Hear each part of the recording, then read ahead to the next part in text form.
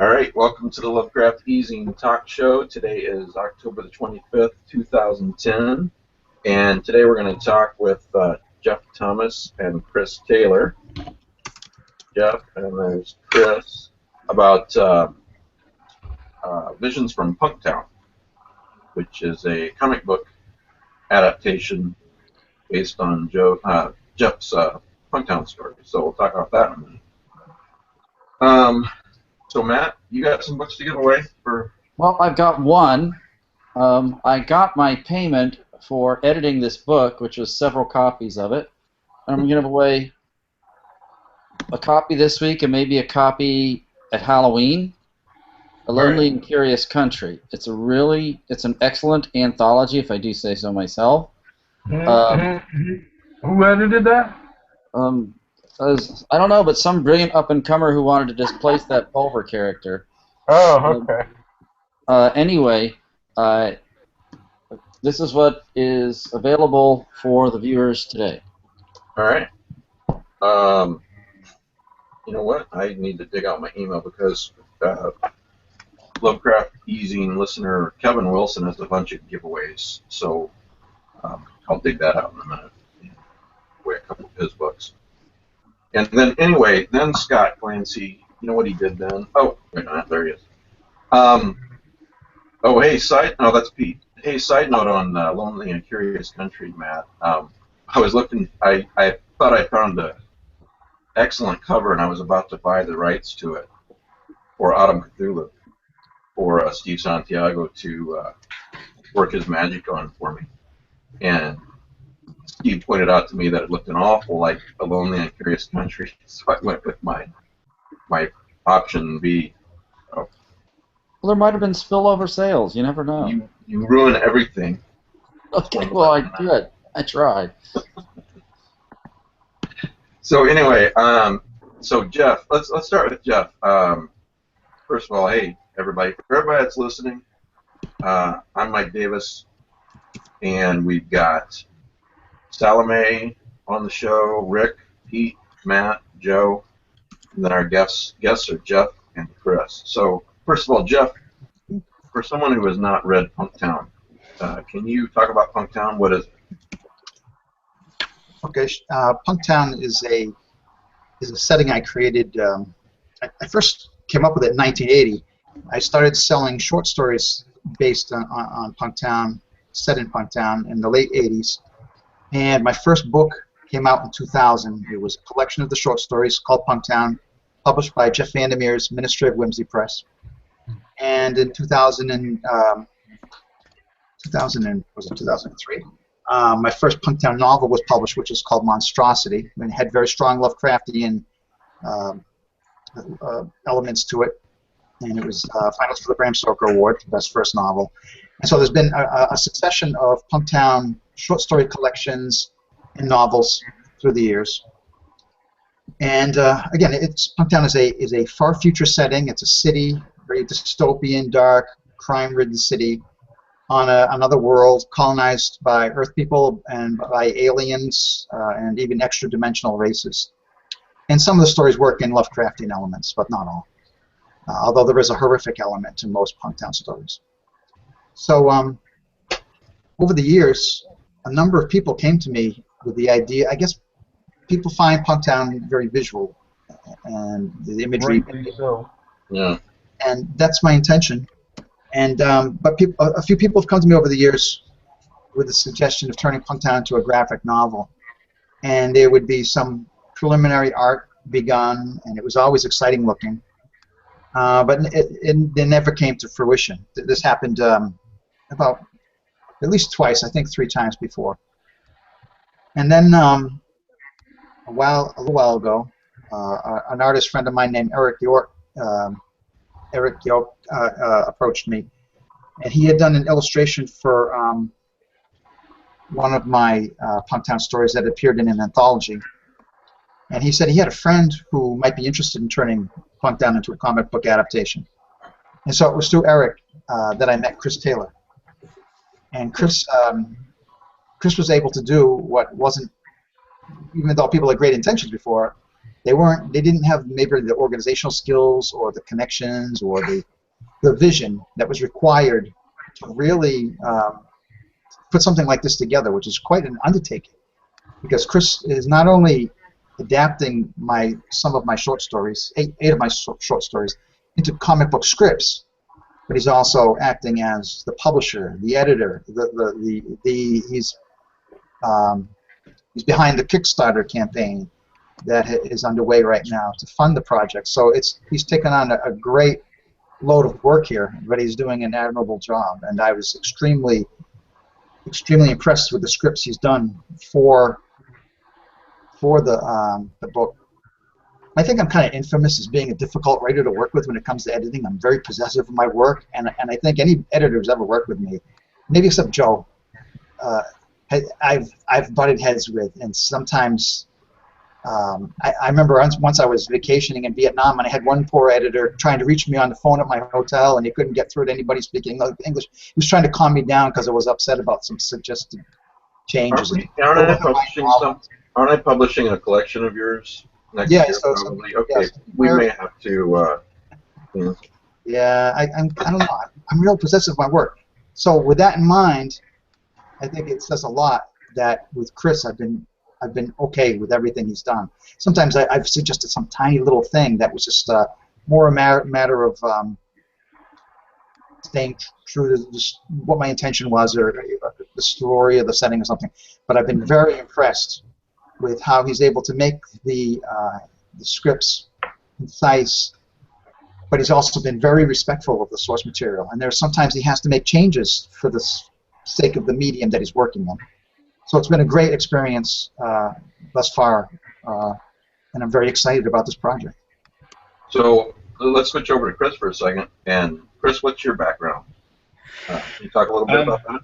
I work in film and television and set decoration. So oddly enough, that plays in very well with setting up backgrounds and settings. But I've always wanted to be a writer and been writing for a good part of my life, and self-published a really crappy comic when I was 22. And that's when I learned that I should apply some discipline to writing. And probably like many writers, you go off on different paths for a long time, but I find myself back here with more maturity, more experience, and a better understanding of things. And I love prose fiction, and still want to get back to prose, but comic books have been a part of my life literally from the crib. I had an uncle who would literally read me comic books in the crib, so it's just in my blood. It's a great storytelling medium, and it's to see other artists do stuff with your words that your words can't do, or that convey what you wanted your words to do. It's just a great feeling. So I feel very lucky to be working with comic book artists and having people that like reading my comic book stories. I was lucky enough to write for the reincarnation of both Creepy and Eerie for Dark Horse Comics, as well as Hellraiser Bestiary for Boom Studios. Awesome. What 8 stories are you adapting? Let's see. We're doing Reflections of Ghosts, The Library of Sorrows. We are doing. Help me out here, Jeff. Yeah, I'm gonna have to look at the page because my memory is. Yeah, I don't mean to put you guys on the spot. No, I should have it right in front of me. The Reflections of Ghosts, The Library of Sorrows. God damn it, if you're not prepared. Willow Tree. Precious Metal. Forge Park. Forge Park, yes. The Unbearable Being of Light. Monsters. And the Palace of Nothingness. There you go. It was a very, very difficult choice picking the stories, but the beautiful thing is it's like, okay, well, here's material for Volume 2. Yeah. Guys, as usual, I don't want to hog the question, so anybody with a question for these guys or the project, please jump in. So right now you guys have a Kickstarter for Visions from Punktown. That's the adaptation title. Doing pretty well so far, I think. Yeah, it's like any Kickstarter, there's ups and downs, but this is my first attempt at a Kickstarter, and it's like Jeff said, it's quite an undertaking, and I think unless you've if you haven't done it before, then you have no idea what you're in for. So I'm learning things along the way, and we're early enough where a lot of that stuff's going to get applied, and I think we're going to see a pretty decent boost over the week, and be able to recover any slow period that we might have experienced in the first. But we're averaging, I think, well over $70 for your average contribution, which is a statistic that a lot of people point to as showing that your Kickstarter campaign will be successful, is what people donate on average. So I think we are doing pretty good. Yeah. How many days are left on your Kickstarter? 26, 27 days. I forget, because I started in the middle of the day, so it's kind of awkward. But I think it's 26 right now. Well, if you're watching, I put the link. If you're watching on YouTube, I put the link underneath the video. If you're watching at the Lovecraft eZine website, that's linked in the post that I did today. Matt, if you get a second, maybe you could put it on the message board too. I don't remember if I did or not. I know I put Scott's, but and anyway. There's a ton of Punktown fans, Jeff Thomas fans out there. Oh, yeah. So let's start sharing this link around social media, folks. Yeah, If you're listening later on the podcast, all I can say is, obviously just Google Kickstarter and Visions from Punktown. I'm sure it'll take you right to it. So yeah, that's the easiest way to do it. We're trending in some areas like Instagram. We got a lot of people sharing the hashtag Visions from Punktown or Jeffrey Thomas author, and several of the different artists are involved. Their names are hashtagged and available. And we're on Facebook. We're pretty active on Facebook right now too. Didn't Kickstarter pick you guys for what do they even call it? They're called staff picks. So basically, each department in Kickstarter is overseen by people, I guess, familiar with that subject matter, and I think it was a matter of hours we got the staff pick. So that helps a lot. That helps raise the visibility. So when somebody goes to Kickstarter and opens up the comics category, we're going to be one of the first projects seen, if not the first project that they'll see. That's huge. Hey. Yeah, we've got a great opening graphic showing samples of all the artwork from all the artists involved, and getting a lot of great attention on the artwork. I mean, the artists we have are just phenomenal artists, and you've got phenomenal artists, you've got phenomenal subject matter. It's just kind of a no-brainer. So we think people will respond to that very soon. What I think is really exciting about the team of artists is that they have there's really an international component there, and they have very different styles. And one of the chief characteristics of Punktown is it's a city that's very diverse and varied, and I carry that kind of feeling over by seldom reusing the same protagonists. Each Punktown story kind of is its own individual unit. So between that and the diversity of races and stories that are told in Punktown, it's the way Chris has said it that his varied team of artists gets across that character of Punktown by having very different styles. Each story is going to have a very different look and be very fresh and very individual. And so I'm really, really impressed with the crew of artists he brought into this.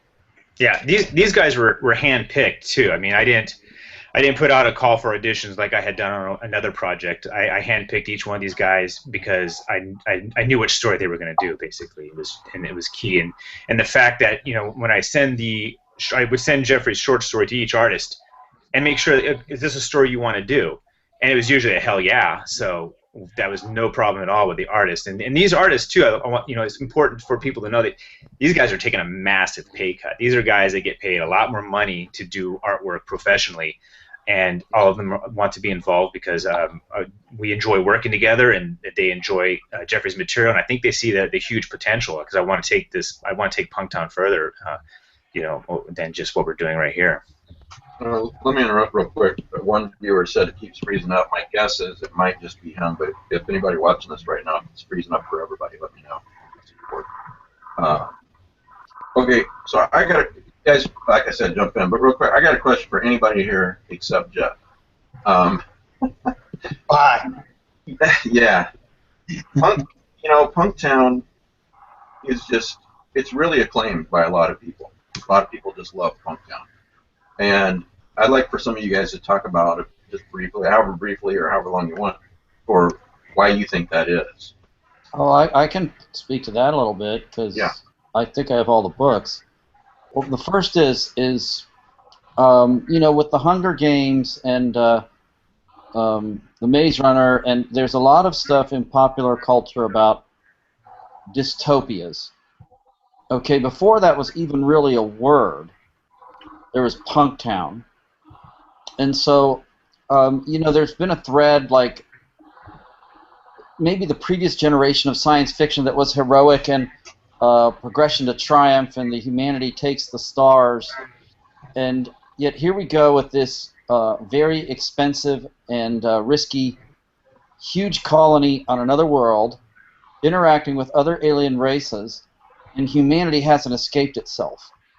It's still the same difficulties, crime, living hand to mouth, poor people being very desperate, criminals being very desperate. Living here can be quite good if you have money, and if you don't, your life can be very short and very miserable. And the thing is, the people who live there, you feel them suffer. You know, I'm not saying that these are necessarily all grim stories, but there's this element of it's kind of like the spaceships aren't all shiny. They've got real grit, real dirt, and the people have problems. You know, okay, this may be set in some kind of future world, but they have problems we can all relate to. And then the other thing is Jeff has peopled it with believable races, similar enough to humanity that they can interact, making you wonder about origins of life in the universe. But like just for example, we talk about the great old ones and how these tomes show how the great old ones will do this, that, or the other to humanity, or try and deceive humans so they can break into this plane of existence. Right. Well, these other races who are not human, who don't have any of human culture as their foundation, they have their own myths and legends and interactions with these very alien aliens who are trying to manipulate any semi-intelligent race into giving them an egress into the universe. So they have their own mysterious texts and tomes, and I thought that's just one example, but they had this layer of richness of that these races were so well developed, and the uneasy relationships between humans and these other things. So I thought that was also it wasn't like the Federation of Planets, you know, going hand in hand into the stars. If you go hand in hand, you look down, something's eating your hand. I just thought. So, but then you also add that to Jeff's prose, you know, and you see where the attraction comes. It's like, I really can't wait for the next book. So what are you doing here, Jeff? Go right. Properly done, it would make a great TV show, too. Yeah, I think it would. Anybody else want to comment on that question? Or did Matt cover it? Well, Matt does, and one of the things I like about the city is that it's kludged together. It's a whole different set of technologies that shouldn't ever have been brought together. And some of it's biomedical technology, some of it's strictly mechanical, and it's all just shoved together, and it's what people would do. Oh well, never mind that this thing is a living, breathing air conditioning unit. We'll just shove that into the window of our beautiful skyscraper because it works. That's one of the great things I like about it. The other thing I like, and it's been a while, but there's no Earth, if I remember correctly. I mean, Earth is. I never deal with it. Earth is sort of like a lost legend. Yeah, we all know we came from there, but nobody knows where it is anymore, and we don't talk about it much. And then the third thing I like is that it's there's this whole idea that in some Lovecraftian fiction is that, oh, if we just moved out into space and we contacted alien species, everything would be explained and we would know everything. We would understand it. And like Matt mentioned, the alien races that we're encountering, they don't know anything more. They're no more wise or informed about the old ones than we were. They have their own tomes, their own mythos. You know, I can imagine somewhere in Punktown there's the equivalent of Miskatonic University, just sitting around. But instead of humans being there, you know, Armitage is this bubbling mass of liquid goo with a floating brain saying, "Yeah, I don't know anything about Yog-Sothoth." You can see that in Punktown. But then you can also see that there's a slum. And there's an entire building that, given the right push, will wake up and kill you. And I think Jeff has done a really great job of putting this stuff together. Yeah, the world Do you guys building. know the movie Armageddon? When I think of Punktown, I think of this scene when the space shuttle has to take off or they'll all die, and someone's trying to run through the protocols, and the guy says, "I'm going to show you how this works on the Russian space station." And he takes his monkey wrench and he starts beating against the panels, and the shuttle powers up and they take off. I thought, oh, that's Punktown. What were you going to say, Joe? The world building, when you look at the Punktown stories and novels, is gorgeous, and it's every bit as rich as everybody's been mentioning. And I think that's one of the quintessential parts is you truly step into something that feels like an entire world. Of course, the quintessential thing to me is Jeff's voice, which I've always thought Jeff is one of our very best weird fiction writers. The other thing I like with Punktown is its approachability by readers of every kind. I mean, we have science fiction, we have fantasy, we have horror, we have crime. Almost any weird fiction. What the French basically put everything under the literature of the fantastic, and that's what Punktown is.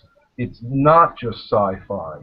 It's not just weird. It's not just fantasy, and it's all so finely woven together that it, I think, appeals to a very broad base of genre readers, and it does so in a again, Jeff's voice and vision behind it. It gets perfectly woven together. As everybody was saying, this is a world that makes sense. Whether it can fill in a hole or not, it feels right. It feels like what it would be if we were out in deep space somewhere and, you know, multiple races were coming to coexist together. That all fits together. It's blended so well. I think it's seamlessly blended. I mentioned books that Kevin Wilson's given away. Actually on the list is Ghosts of Punktown and Voices from Punktown. So in addition to Matt's giveaway, we'll give those two away to a couple of live viewers. Excellent. So I got a couple questions from the audience for you guys. First question is from Simon. Thematically, the reflection of ghosts strikes me as Kafkaesque. It reminded me in some ways of The Hunger Artist. Is Kafka an influence? No, actually, I don't think when I wrote that I had read any Kafka, but I have since, so I'm flattered by the comparison. Okay. The Ghosts is actually my favorite of my own Punktown stories. Oh, really? I'm glad that's one of the stories that's going to be illustrated for the book. Yeah, that was the first story that came to mind, actually, too. I mean, my first Punktown story was the Flaying Season from the year's Best Fantasy and Horror. Oh, And I read, it's like, okay, I got to read more of this stuff. And then I read Reflections of Ghosts. And yeah, the artist for that, Rafa Garza, immediately popped into mind because Rafa Garza's artwork is beautifully grotesque, which to me is what Reflections of the Ghosts expertly displays. So yeah, that was one of them. Well, I guess this is more of a question for Chris. Caleb wants to know if you back the project for one of the pieces of art, do you still get the postcards? I'm actually working on Monday doing postcard add-ons. So there will be a set of add-on rewards added to the campaign on Monday. So they will be able to contribute a separate dollar amount for the postcards. All right, and then the other question is from Dwayne. How would Jeff feel about other writers playing in the Punktown sandbox?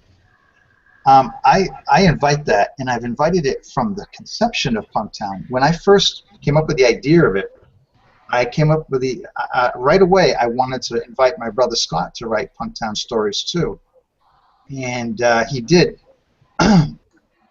And one of my Punktown collections is Punktown Shades of Grey, and half of the stories in that were written by my brother Scott, and half by me.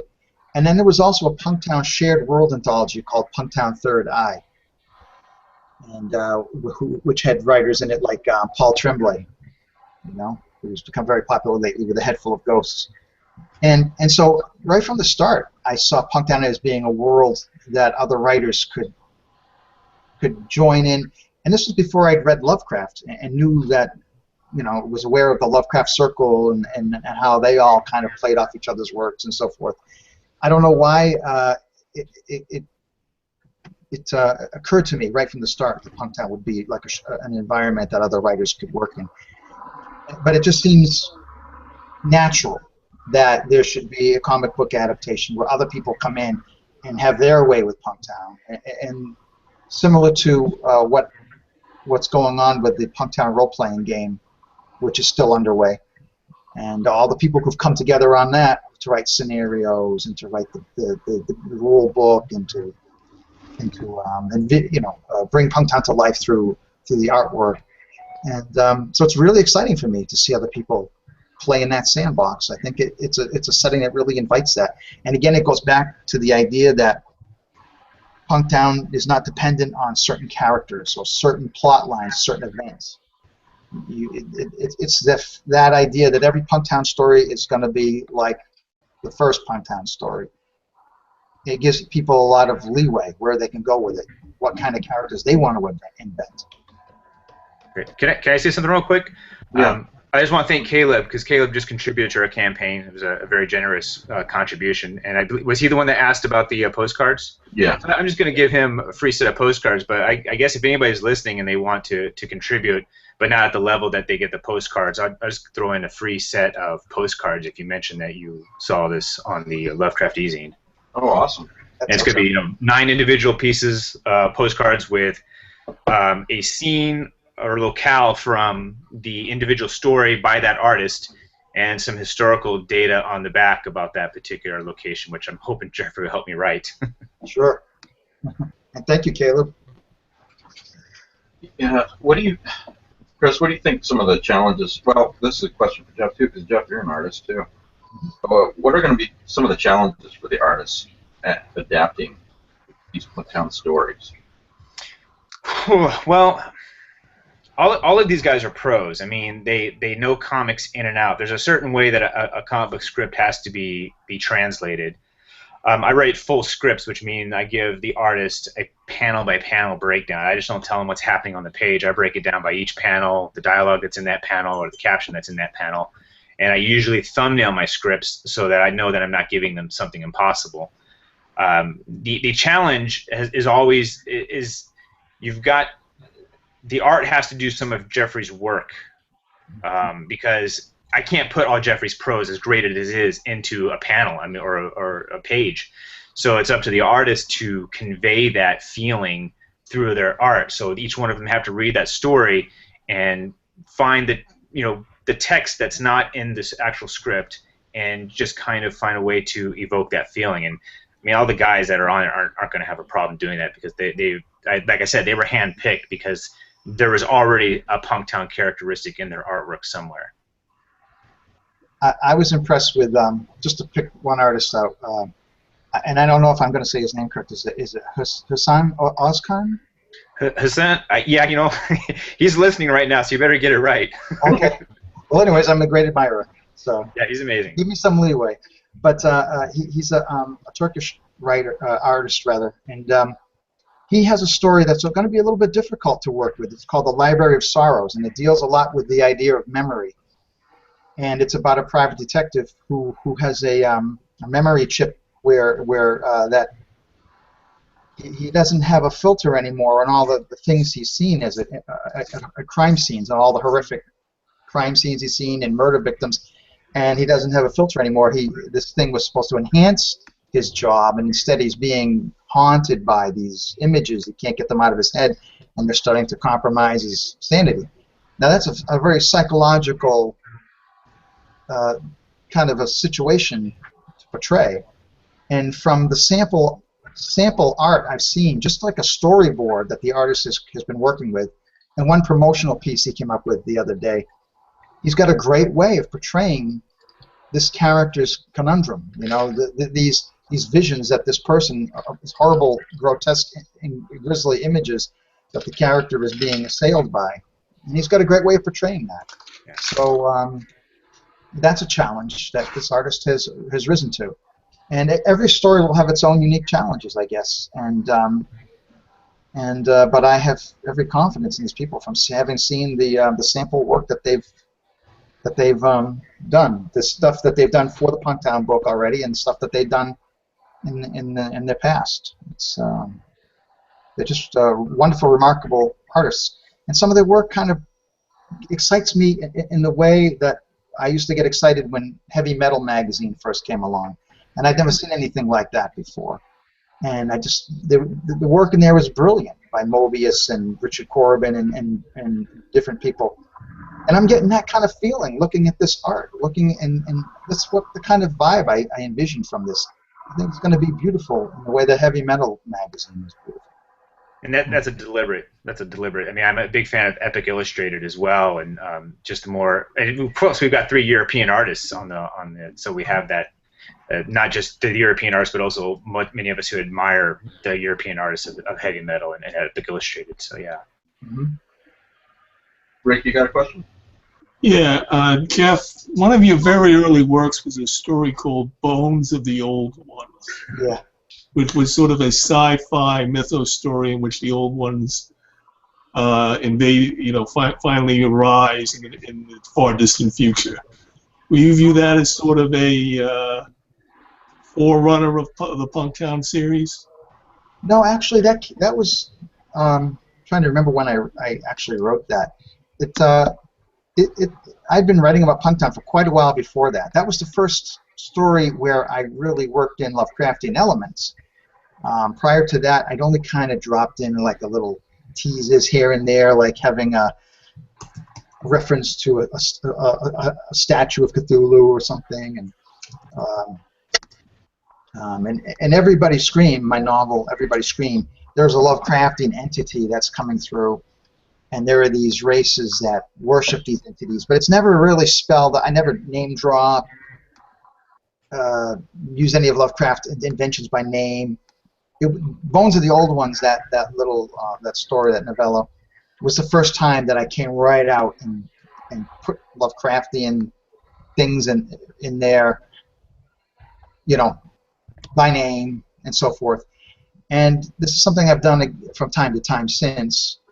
I think I'm going to kind of move away from that in the future, because sometimes I get people saying, I'm afraid that people are going to assume that every Punktown story is going to have a Lovecraftian element, and then when they read them and they see that they don't, they're going to be disappointed.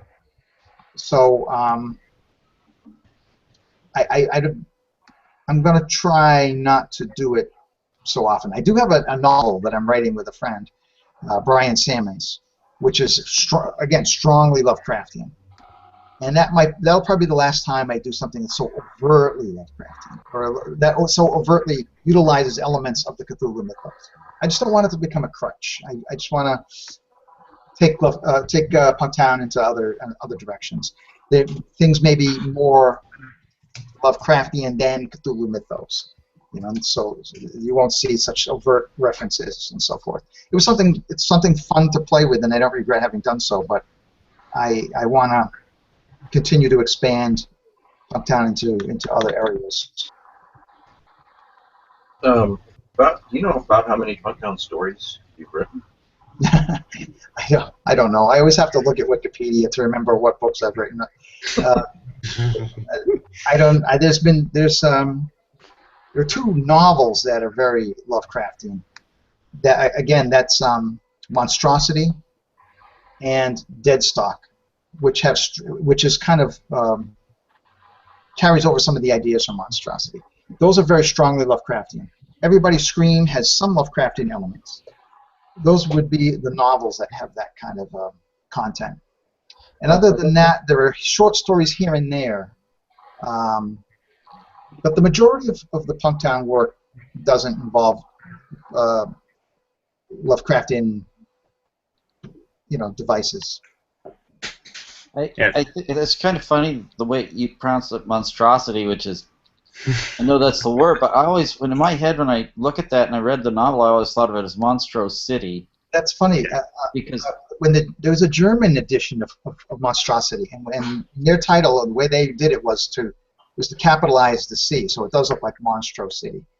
And how the title came about was I was proofreading a story by Jeff Vandermeer, and he spelled monstrosity with a C instead of an S. And I said, that was brilliant. That way you're kind of like making the city seem like it's a monstrosity. And he said, no, that was just a typo. Yeah. So I said, okay, can I steal that? Sure. So I decided to name my that novel Monstrosity, and that's how I pronounce it anyway. You thought it was genius, but it was a typo. So. It was a typo, yeah. I thought he was playing with the word there, like the city is monstrosity, is a monstrosity, and a monstrosity is a city, and well, that's how I made it.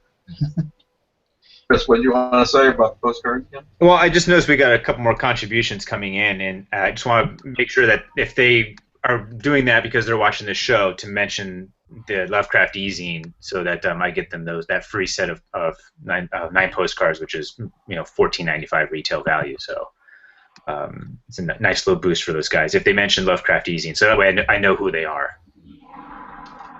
Do they get steak knives too if they mention eZine? Steak knives? You know what? I don't think Kickstarter will let me send people steak knives.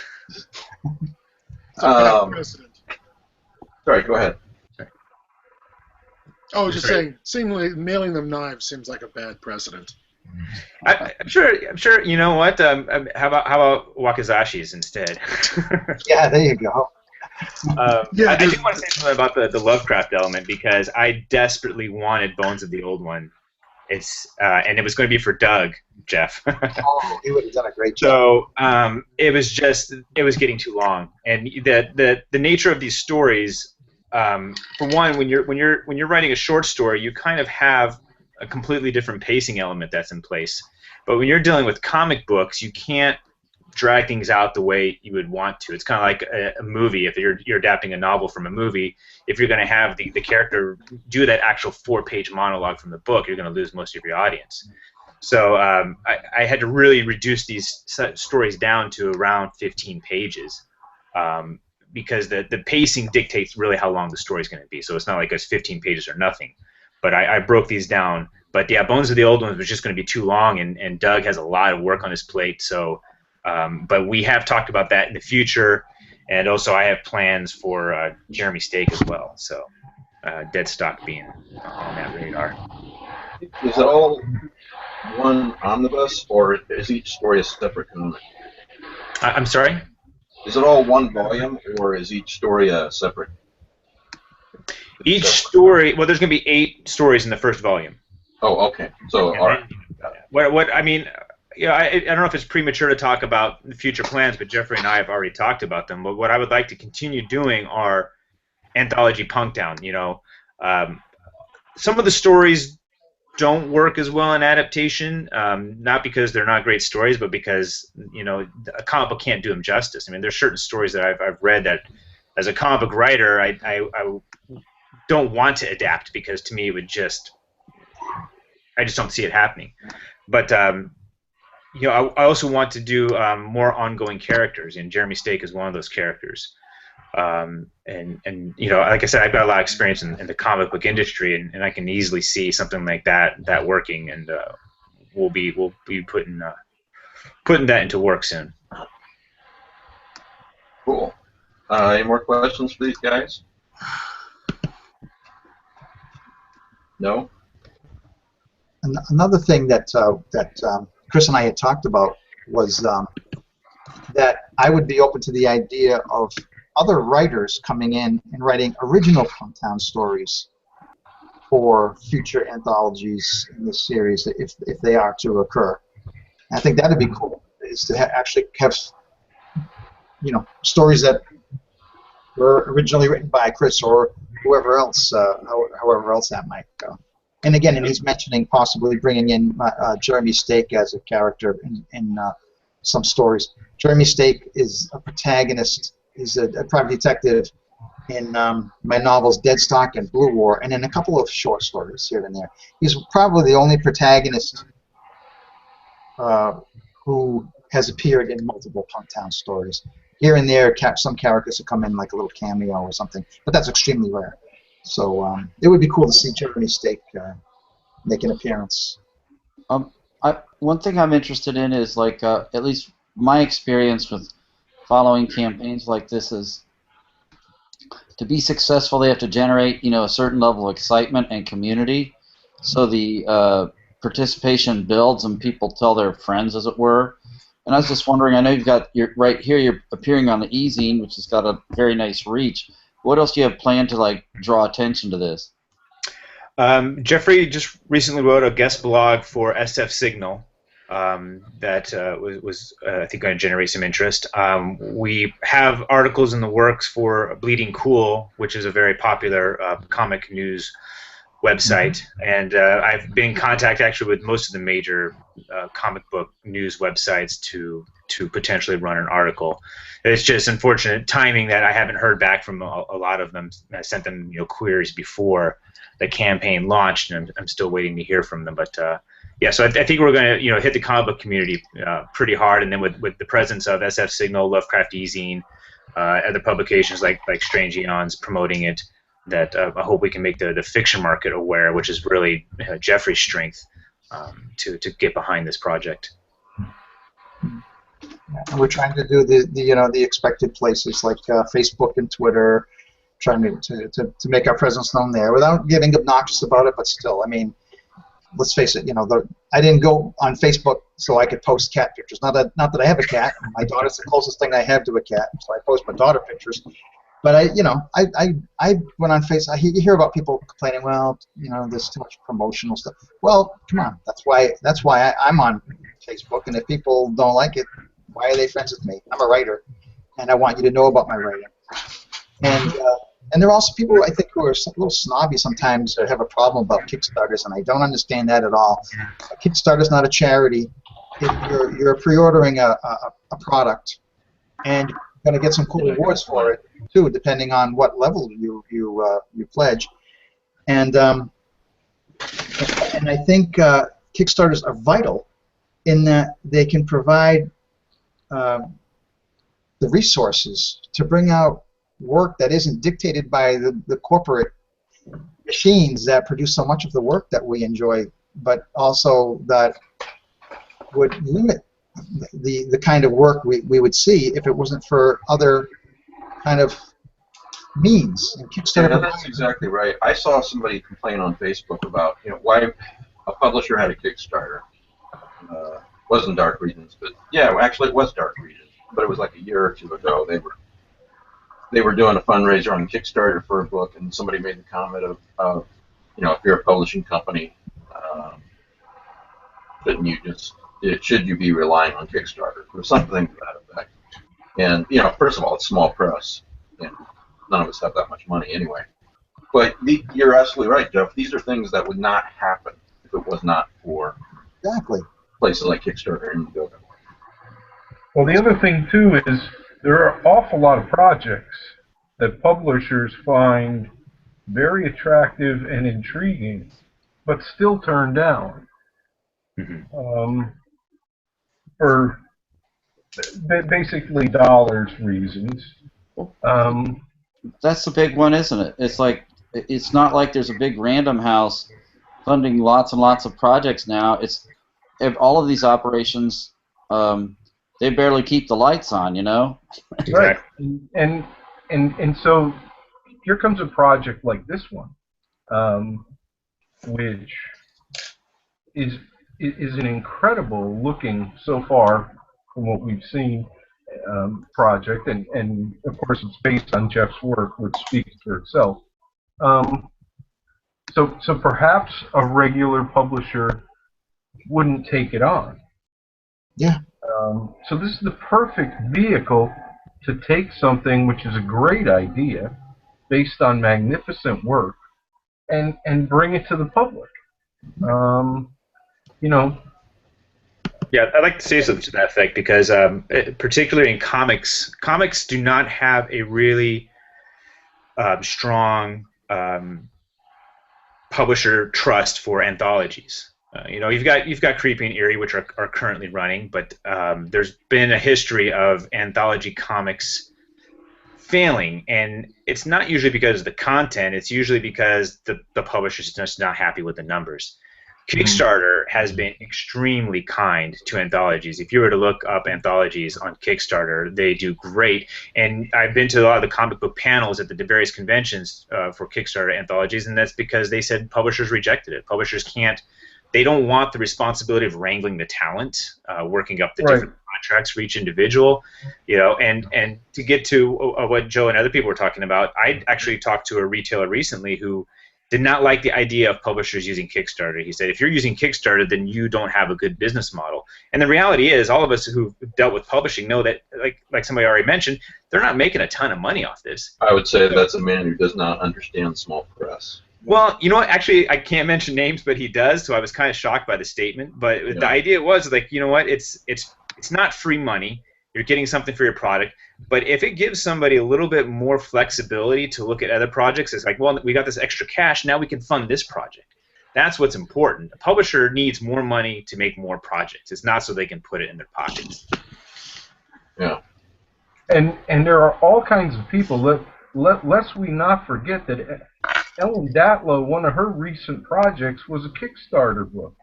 You know, I mean, this isn't two guys in a garage. Let's try this and see if we can get it to fly.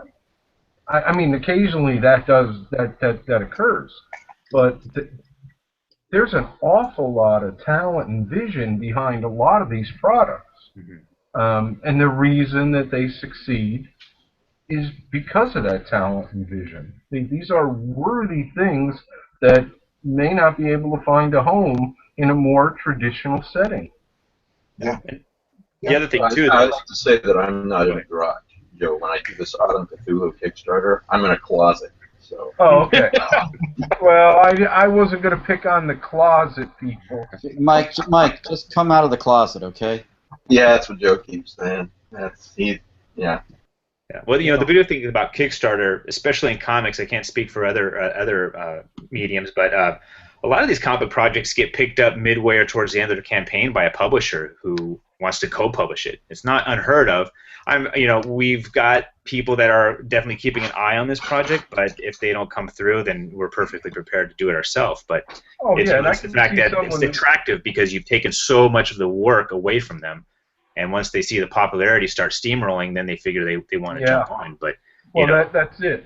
Once they see that it's a viable commodity and there might be coins involved, then they get interested. I would love to see that happen. Let me put Chris on the screen for the audience. Can we really trust a guy with a Cthulhu plushie, though? Depends on which brand. Wait a minute, we've got the bunny rabbit from Monty Python. Okay, I got to show you guys this. This is so cool. Okay. Wait a minute. Because it's got fangs. And we got the creature from the Black Lagoon and another little Cthulhu and another one. So yeah, and we got Micthulhu here too as well. So I'm trying to really ramp up my Lovecraft street cred here. You're raising a question. What if the bunny rabbit fights the creature of the Black Lagoon? Who would win? Depends. Are they in the water or are they out of the water? Yeah, I exactly. think that's the prime. That's the main question you have to ask for that mashup there. Right. Yeah. So yeah, you can trust me. You can trust me, and then that's part of the reason I think you can trust me because, you know, the thing about Kickstarter that's so great is the guys that are running, the guys and gals. Let's be fair here. There's a lot of great women creators on Kickstarter. They're the creators too, so you've taken it out of the hands of meddling editors and meddling publishers. No offense to any editors or publishers, but at least from the comic book world, you know, I've had way too much interference, and this is like a chance to just do it myself, you know, and I get the input from all the artists. This is a democracy. I'm not telling these guys this is what you have to do, this is what you're going to do. Each one of them have input based on their own experiences in this business, and that's very valuable. And you know what? In this case, it is a matter of the inmates really should be running the asylum, and the asylum will run that much smoother because of it. What the hell is that? Yeah, what is Joe waving? It looks like I want to register a complaint right here. Let us not pick on bearded men with plushies. We're people too. We have hearts. We have souls.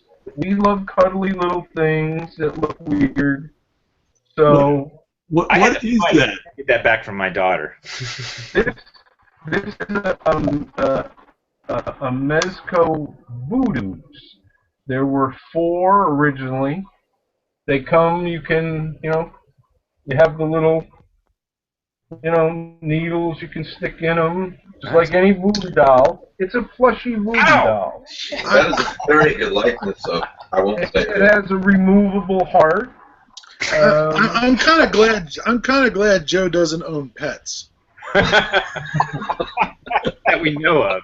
This is not enhancing my column, Joe. Well, he does have a pet. He has a new pet every week. Yeah. Present tense. But you know what? And I have a plush family opera in the other room. So let's not pick on men with plushies. I take it back. That's just wrong. You know, we all these people want to be politically correct now, and we don't pick on these people or those people anymore. Well, you know what? Men with plushies, we are a minority, and we want a little respect. Are you about to tell us that you're a brony? Oh, the bronies. Oh, boy. I don't know what a grony is. Oh, no. That's Google best. That's Google almost best for everyone. What is that, Pete? What is Pete holding? These are the acrobatic pill bugs from A Bug's Life. Nice. And I'm sure if we look around Mike Davis's house, he's got a plushie or two. Actually, I've got a. It's not that same one, but I do have a Cthulhu plushie over there. So I was kidding. But Pete, you have young daughters. You have an excuse. Yeah, no, I've had those for like 20 years. But He was anticipating having daughters. You know, I tell you what though, my son's really into Terraria right now. He plays online with friends from school. So I'm in the living room the other day, and I hear him. He keeps talking. I hear him. I think, am I hearing what I think I'm hearing? Cthulhu. Apparently, there's something called a big bad called the Eye of Cthulhu on the Terraria game that they have to fight. So. Nothing like being out of copyright. Yeah, exactly right. Yeah, you can make role-playing games and all kinds of shit. Yeah. Well, okay, so has anybody else seen this game called Rollick Only Forward? I think you might be still on copyright. Aren't you copyrighted, Pete?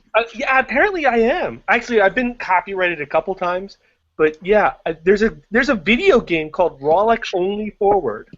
Yeah, I'd sue. And it's about a snail. So. Oh Christ! It's like looking into a mirror. Exactly. It is about you. I think Chris wanted to Yeah, who are the artists? Yeah, Yeah, I'd like to plug each one of the guys because they all deserve their individual attention. Eric York, some of you might be familiar with Eric York's Yep, we art. are. Eric and I actually used to know each other when I was about 18, living in Sierra Vista, Arizona. His band stole our drummer, so we got over that though. And he and I reconnected years later. The first thing I saw from Eric was a King in Yellow piece that he had done in Weird Tales. And I wasn't even sure it was the same York. I sent him a message. It turns out it was. And we've been wanting to work together ever since. In fact, he illustrated a story for me called The Original Outlaw, which I still need to finish and get it out there. So we've got Eric York. He's doing Forge Park, which is great because it also has its Yellow King connection. Yeah. And it's the first time I rediscovered him, so it was really kind of a kismet there for that. Rafa Garaz and I first collaborated on Eerie #1, a story called Beta Eden, and Rafa's just amazing. He's done some amazing covers for Marvel Comics and DC. He illustrated some beautiful issues of Jonah Hex, which were awesome. He did Road Rage not too far long ago with Joe Hill over at IDW, Stephen King's son. And Rafa's just a guy, since working with him, I really wanted, and the great thing about Rafa is he's used to handling these multi-panel pages, so I gave him Reflections of Ghosts, which is one of the more complicated stories I scripted. Stephen Russell Black is a gorgeous artist. Everybody should look up Stephen Russell Black. He also has a little Facebook page called, I think it's called the Lovecraft Society, and he recently curated a show under the heading of Lovecraft Society up in the Bay Area. He is doing the Unbearable Being of Light, which is just kind of perfect for him because he draws these just really beautiful textural monsters, and that's really kind of what the Unbearable Being of Light is about for me. Sinclair Klugarsh is one of the nicest human beings you'll ever meet, and he's been a massive cheerleader for me and sounding board. He does these beautiful portrait pieces that he's in demand for, as well as rock posters for bands like Mudhoney, Faith No More, the Sonics. He did the Sonics recently, which is awesome. He's just got this really beautiful fluid style that goes from realistic to abstract, and that was how I wanted to write Willow Tree, the adaptation for Willow Tree. Hussein Erzkan, we already talked about. The kid's only 26 years old, and he's going to be huge. This kid's going to be huge. Stefan Ducaneva is a French artist who originally wanted to do a project for me a few years back, and I had already found somebody.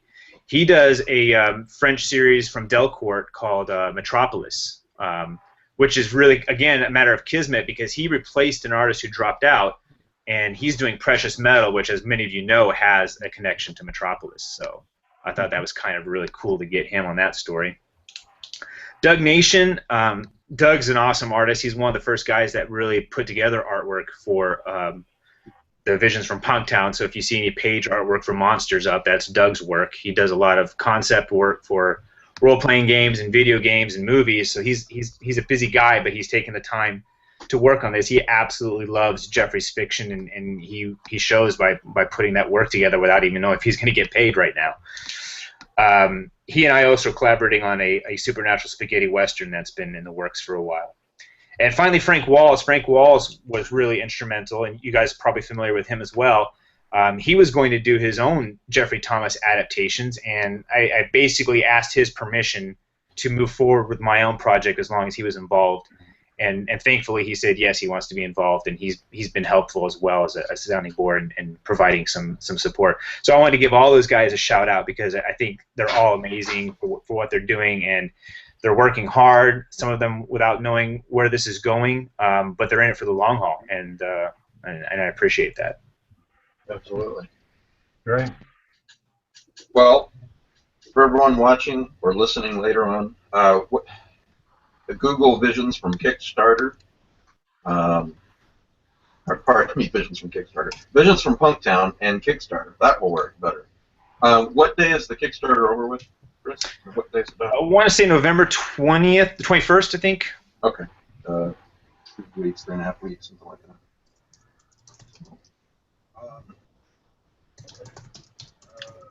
And I think anybody who mentions Lovecraft eZine should get a free postcard set, even if they've already contributed. I noticed that Lou Columbus was chiming in. He was one of our early contributors.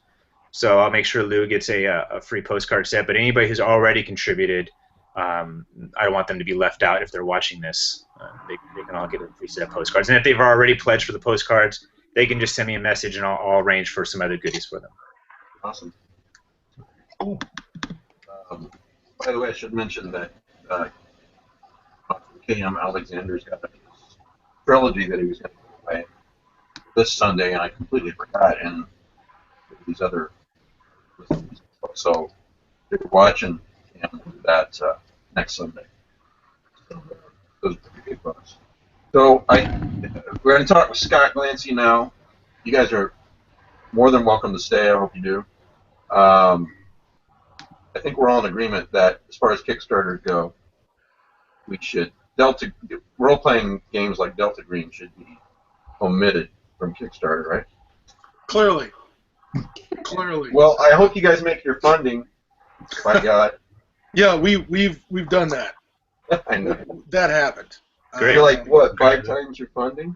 Well, we just broke. While we're sitting here, I was asked by Shane Ivey to keep an eye on the site. We're 1,999 backers, and wow.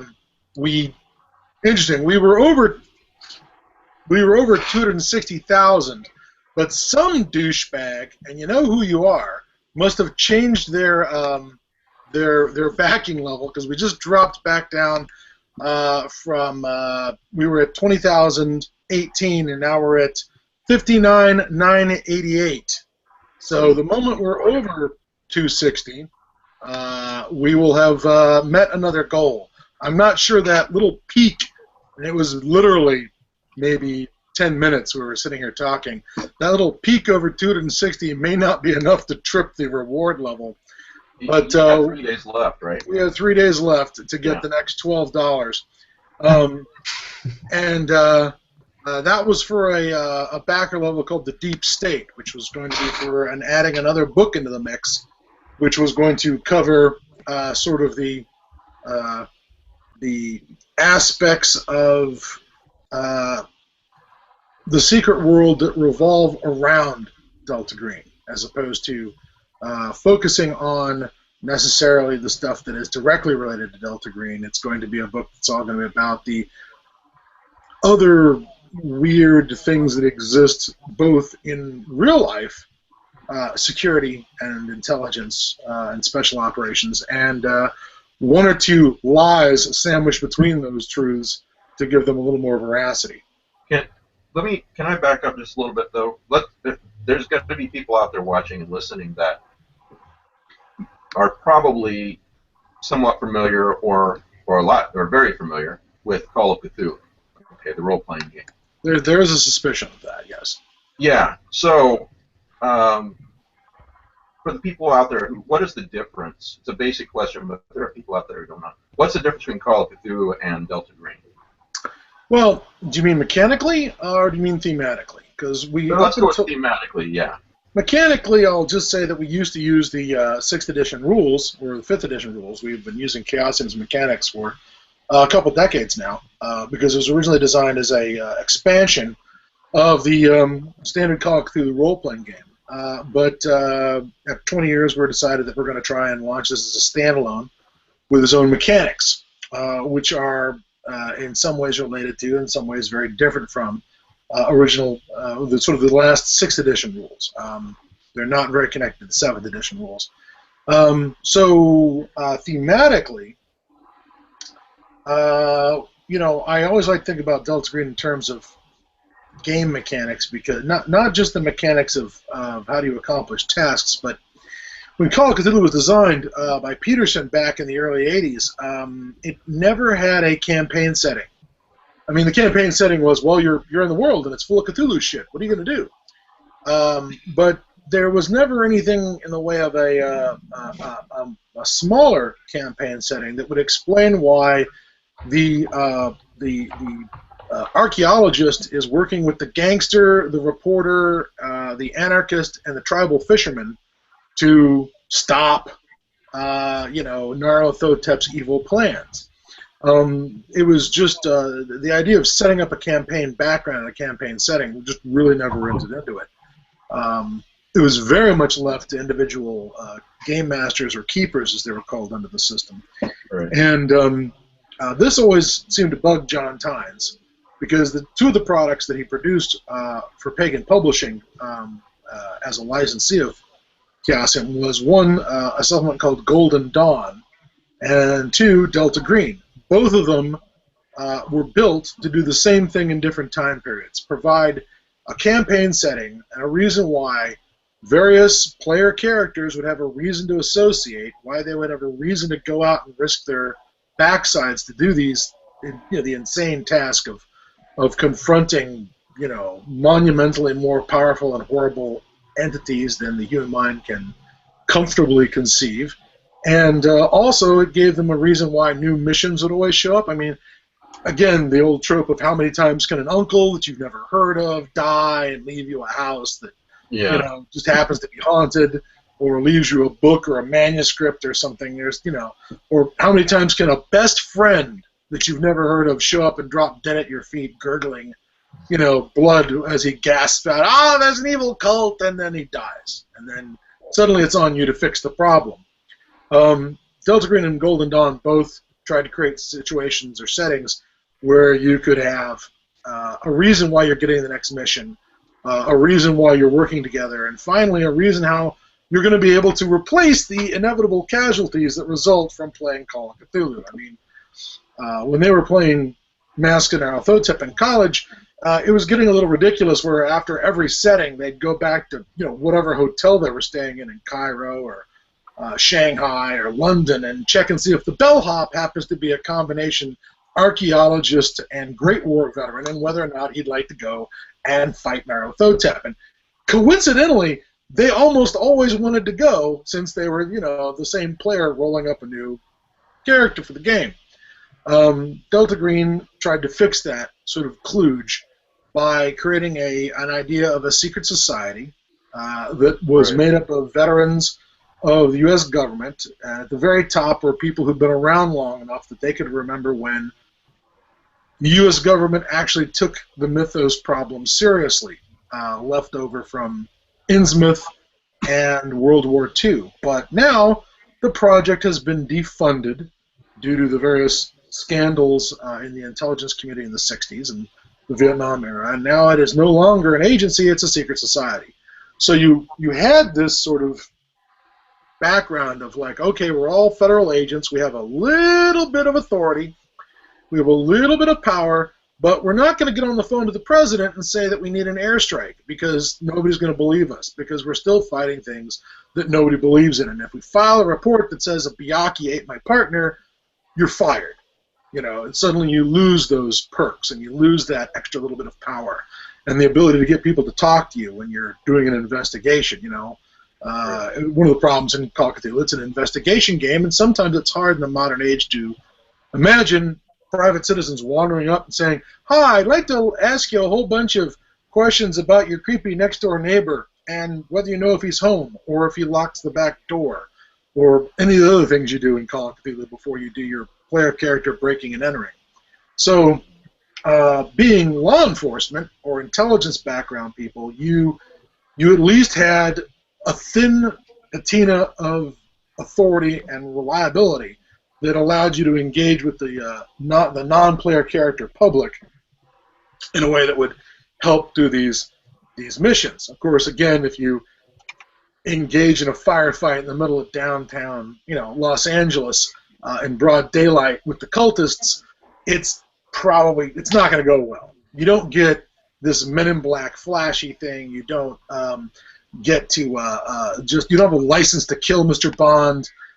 You're still pursuing Call of Cthulhu investigations as illegals, as people who have to operate as if they're in a hostile environment, and that hostile environment is modern society that does not accept or believe in the horrors that you know to be true.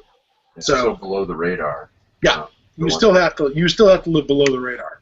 And there are plenty of, one of my favorite bits is where players get hurt in games and then have to figure out, they spent more time trying to figure out how they're going to cover up the gunshot wound when they go back to work at the ATF, suddenly that's the most important thing in the game is how the hell are we going to get this piece of lead out of Frank and get Frank back to work in a condition that, he's going to be accepted, that whatever story comes up is accepted, that, yeah, I was cleaning my gun and it went off, and, that sort of thing. But anyways. So I guess my last question, I wanted to make people aware of this. That's why I wanted you on today, since it only has 3 days left. So why aren't people aware of this? As far as I said I wanted to. Oh yes, well, make those who are not aware of it yet aware of it. Well, we just hit 2,000 backers. We're back over $260. People are aware of it, yeah. $347. So hopefully that'll keep above 260. So Deep State hopefully is funded.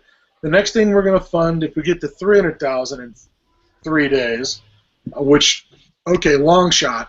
But one of the things we came up with back in the 90s was some foreign expansions to the setting, including one for England called Pisces, which was the paranormal intelligence section for counterintelligence, espionage, and sabotage left over from the Special Operations Executive of World War II. And yes, the name is totally a ripoff of Spectre. I will admit that. That is exactly what that's a ripoff of. It's not a ripoff, it's a nod. Yeah, excuse me, it's an homage. Thank you. I'm not a plagiarist. I'm homaging.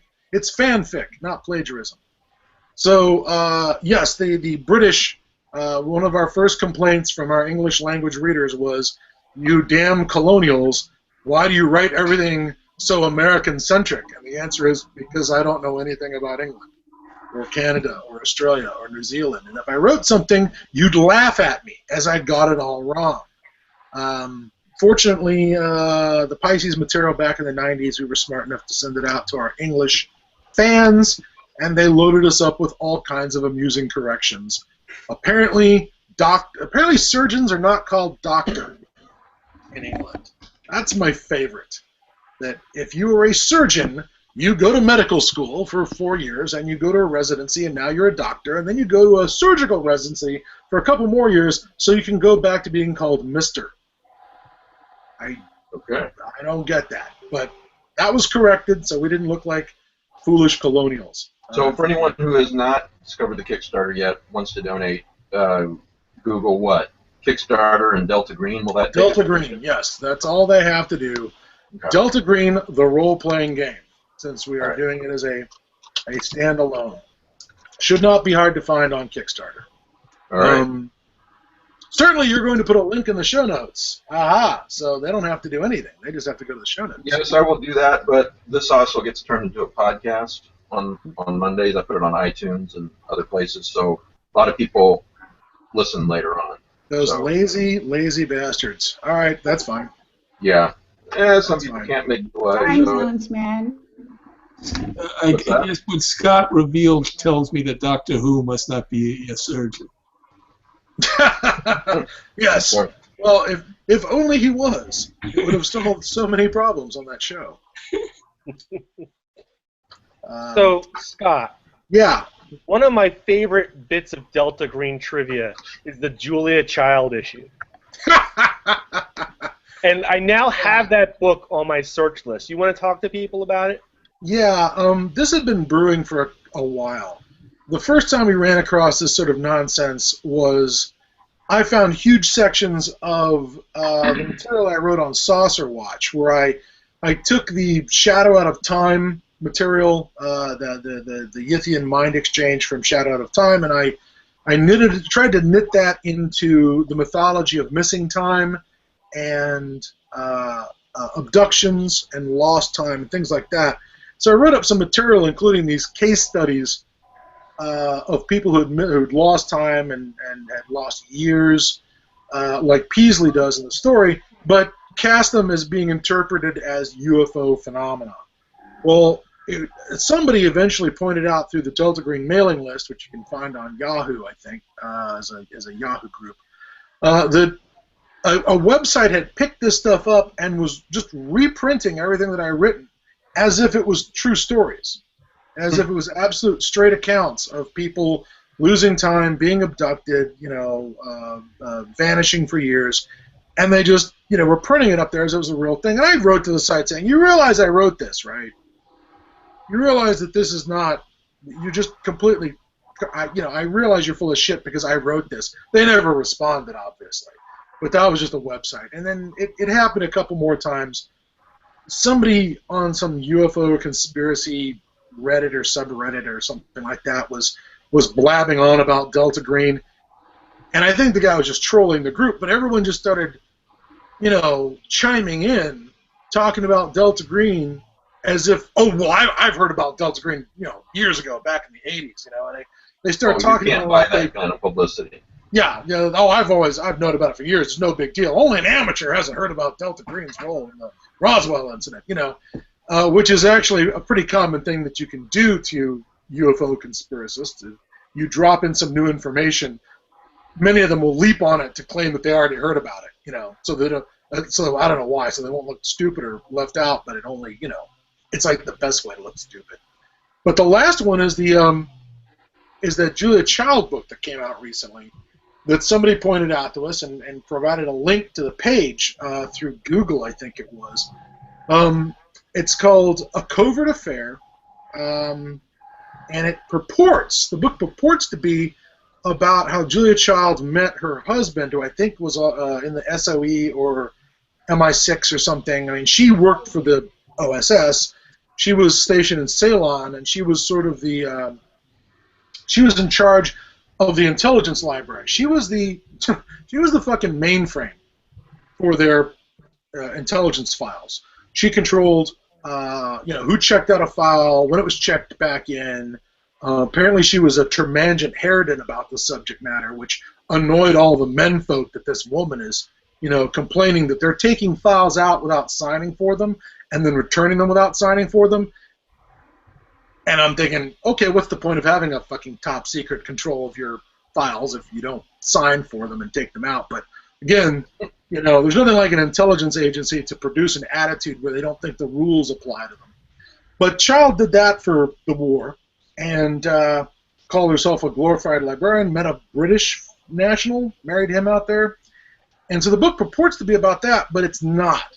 It's actually, the Julia Child material apparently was just there to sell books, but whoever wrote it apparently did an incredibly bad job with their research because they name-drop Delta Green as a real intelligence agency or a real operation that's part of the OSS, quoting from the Delta Green material that Delta Green is a psychological warfare operation designed to use mythology and folklore to spread confusion and propaganda amongst the enemy. That is awesome. And what I think they screwed up is we used a material called the P Division as an early incarnation of Delta Green when it was in the Office of Naval Intelligence, and there really is a P Division.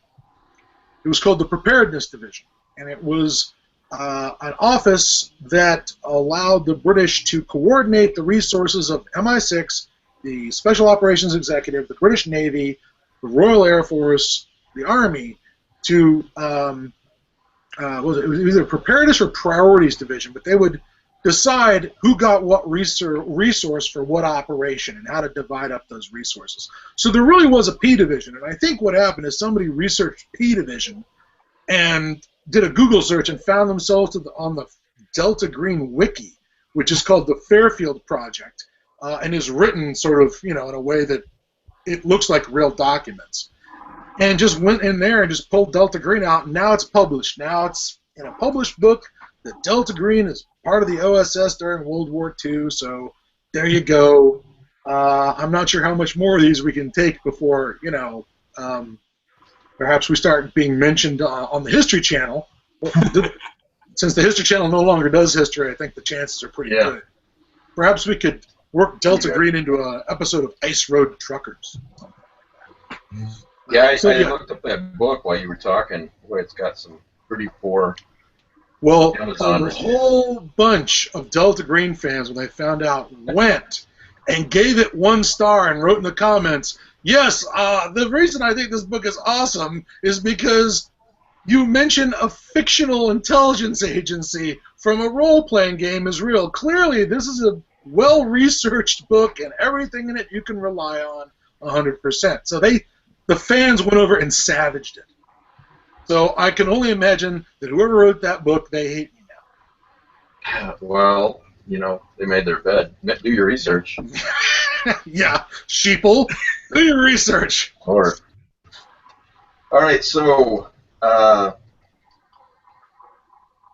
2 Kickstarters. Google Delta Green Kickstarter and Google Visions from Punktown. Oh, 2001 backers. We're now at the Stanley Kubrick level of backing. There you go. Don't rub it in. Delta Green has 3 more days, and Visions from Punktown is up. Yeah, you know what? I'm gonna. Can I sling for somebody else? Sure. Another project. Okay. Guy knows Simon Star of Berman. Wisdom. Yes, I wanna give Star of Wisdom a call out. Simon Berman has put together a project for Kickstarter he calls the Book of Star of Wisdom, and basically it is an attempt to create a tome-like collection of Call of Cthulhu stories, so that it looks like something appropriately tome-like with a nice thick leather cover and embossed elder signs, and it's going to include the stories Call of Cthulhu, Shadow of Rinsmouth, and Dagon as sort of a triptych, I guess, of aquatic horrors brought to you by H.P. Lovecraft. And there's there's going to be illustrations and interior illustrations, and of course, sort of essays that have been provided by various terrible people, myself included. Let's see here. Oren Gray, that name should ring a bell for some people out there. Let's see. Molly Tanzer. If you don't know who Molly Tanzer is, you've been asleep for the last 5 years at the very minimum. Leanna Renee Heber. Ann Coy, who's a local Northwestern horrible artist who does horrible things. C.A. Suleiman, Tom Trulove, and Brian Thawara. These are all people who are contributing to the project, both art and writing. And I haven't boosted the Delta Green project on my Facebook page because we made our funding in like 8 hours or something crazy like that. But I have been boosting this one because Star of Wisdom is still, they're in their last week. I believe they have 7 days left. They are about $2,660 away from making their goal. There are 321 backers. There's a nice new illustration by artist Valerie Heron, if I'm saying her last name right. I posted that earlier today on the Lovecraft eZine Facebook page, and that's a message board and link to the Kickstarter. Really cool. It's called The March, and it's really cool. It's going to accompany the Shadow over Innsmouth story. So, yeah.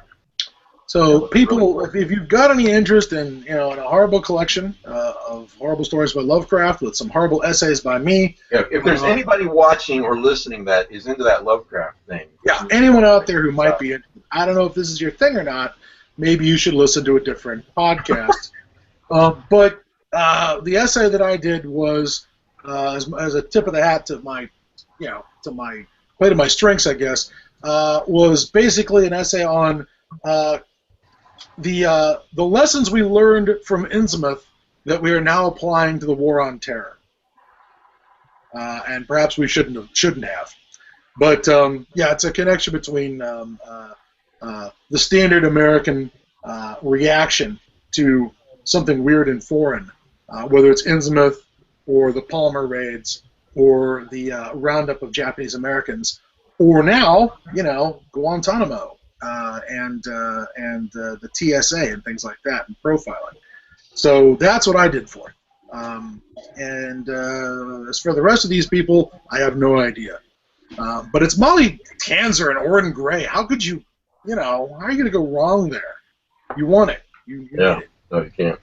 Did you bring enough alcohol for everyone? Yes. Okay. He'll just tip your glass to the camera, and I will. Yeah, to the computer. Yeah, I'll just pour the whiskey all over the keyboard. Shout out to the whiskey company. This is Ransom, straight American whiskey, made by this charming company called, let's see, Ransom Spirits from Sheridan, Oregon. Some nice person came by Portland's Cthulhu Con at an event called Scotch with Scott, which is a thing where they just pour a bunch of scotch in me and then let me talk at a group of people who apparently paid for the privilege. And by the time you're done, it's Scott with Scotch? Yeah, and apparently the people were willing to sit through that. And although one person brought this really remarkably good rye whiskey, apparently he did not think there was enough scotch in the Scott, so he decided to enhance the experience. And it's good stuff. So if you're out there in Oregon, track this stuff down. These guys deserve your support. Well, I want to find out what's happening with everybody else before we end the show, and I also want to give a shout out to Ann Schwader's latest poetry book. That's let me put myself on the screen here. There we go. Dark Energies, prefaced by S.T. Joshi, afterward by Robert M. Price, edited by Charles Lovecraft. That's a nice couple of bookends. Yeah, it is. And I'm trying to. Am I just missing it? There's some nice illustrations in this book, and I can't find the name of who the illustrations are, but who created the illustrations, excuse me. But here's one of them. That's gorgeous. Yeah. For those who do not know, and Joe can testify to this, she is one hell of a poet. She is. Yes. Hey, Scott, I had one last question. Sure. It's very tangential, because I don't think you were involved in this game when it originally came out. It's from dating back to 2000, called The Hills Rise Wild. Yeah. Now, that is not related to Delta Green at all, but that's a spectacularly fun game. And you have had such success. I don't even know the structure of your organization anymore, if there's any such thing. But if you were going to look into another Kickstarter project, almost a reissue of that with some cool game pieces, I bet would do really well. I couldn't agree more. That might be the best game I've ever played in the Cthulhu universe. Well, there's all kinds of things that would need to be done to it to update it to a more modern playability. But certainly Pagan has no plans to do this at the time because, and this is a painful thing to admit, but there's been a personal falling out between me and one of the creators. We don't get along, and I'm sure it's his fault, not yours. Well, you know what? I am not going to say that because there's no reason why he wouldn't say this, and I'm sure he'd have something to say about it himself. But we don't get along. Yeah. And now the rights, however, to that game belong to him. Pagan Publishing, the only thing that we had any rights to was the first publication. That's how it always worked with Pagan Publishing with any book that we published, or any artist, or any author. If we republish it in another format, we have to pay them again, which is why our share division on anything we put up on Drive-Thru-RPG is always 2% to this artist and 3% to that writer, and split out amongst all the people who contributed. But if they wanted to kickstart it, I would have absolutely I wouldn't stand in the way of that. I would highly encourage them. I think that with the way miniatures can be printed these days, it would be a fabulous idea. To do it that way, to change it to a hex or a zone game as opposed to a tape measure movement game, and still keep all of the cards and the abilities and the various mythos families involved. I think it would still work, and I think that it has room to be expanded, even. But it's not on me. It's not on me. I could not kickstart it if I wanted to. The rights belong to people who would like to see me die in a fire. So I can't do anything with it, But I encourage them, if they're listening, that even if they do want me to die in a fire, that I think that they should take this thing and they should absolutely redo it. And we're still sitting on a bunch of old recorded layout files that we'll be happy to just hand right over if they want to use some of the original layout stuff and the original art and whatever. I wouldn't stand in the way of that at all. I think it's good. I think it's a good project. Okay. Yeah, go ahead, Rick. Sorry. Just to clarify something, because I've written a ton of stories where British surgeons are called doctors. Yes. 1950 that happened. I just looked it up. Yes.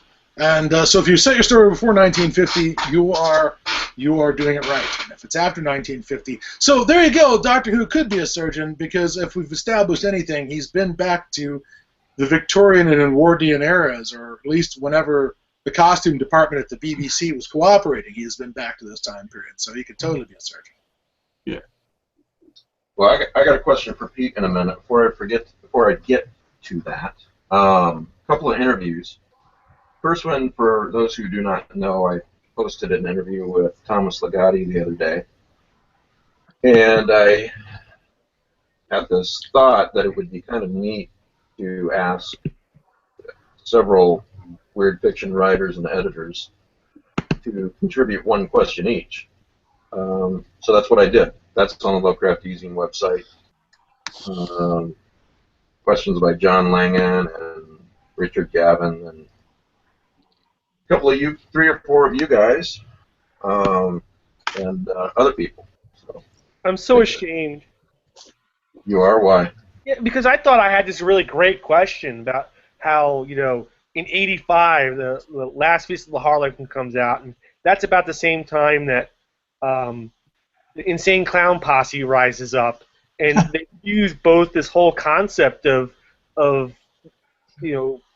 dark comedy and nihilism, and I just thought maybe that there was some odd connection, and no, it's just, Legatti's like, no, it's just circumstance, and I'm like, no. Well, if you've wondered, other people probably wondered, so it was good to ask. Pete, you want to establish at least that you're wrong. Well, yeah, just like I thought the Great Black Swine was from William Hope Hodgson somehow. Right. Well, no, I had this thing in the back of my head where we do a anthology of Lovecraftian clown stories. There's a couple of them, including Last Feast of the Harlequin and The God of Dark Laughter by Michael Chabon, and you end up with a story about essentially the Insane Clown Posse, where I'll write that story. I'll write that story. Right. The Delta Green agents are allowed to put white phosphorus over every juggaloo. Exactly. I'll write that, but only if it ends in flaming clowns. That can fuck those painted motherfuckers. God damn it! Oh, I like Pete. This is Stop great. using the C word. All right? Can we just? Pete, This is great. see? Pete, I was going to say, you should invite Ramsey Campbell to that, because he can always bring in the Grin in the Dark, which isn't a mythos story, but it was kind of subsumed into the mythos in the 7 Days of Cain.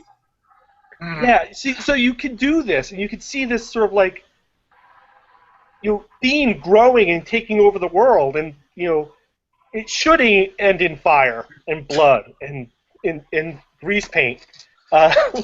You cut them open and they're like a potato. There's no meat in there.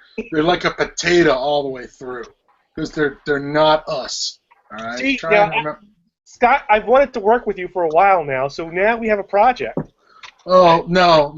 I'd require a lot more of this before I'm going to be able to write about the. I got a whole downstairs closet full. Well, so anyway, if you haven't read that Thomas Legatti interview, I think his responses are very interesting. So, and you really liked your question, Salome, I can tell. So. Well, anyway. I think her mute might have been on, because she seemed to respond to your praise of her question, then no sound came out. Well, okay, for those listening to the show and watching the show, I do not have a policy against women talking on the show. All right. You're a She's misogynist. having problems with her mic Yes, today. you do. Mike is holding me in handcuffs. She's Oh, having it's- problems with her mic Don't today, and I listen don't to mean the me. lies. Mike, what have we told you about, putting the lotion on its skin? It does this whenever it's told. Yeah. That's not how we express affection. Jesus. Anyway, sound like your question, I could tell. By his response. I think it just caused Pete to almost cough. His lungs. He's okay. He's okay. Good. You just had to mute it because he's going through an hysterical period, I guess. Well, Male hysteria was a common problem in the Victorian era. Well, I need a hysterectomy. So. Yeah. That'll fix it. the other thing I want to mention is I got invited to, I have no idea how this works other than this conference call. Bruce Campbell's doing this new Ash versus the Evil Dead. I think it's Halloween. Yeah. So I know I'm one of many. They sent me an invite to a conference call with Bruce Campbell on Tuesday.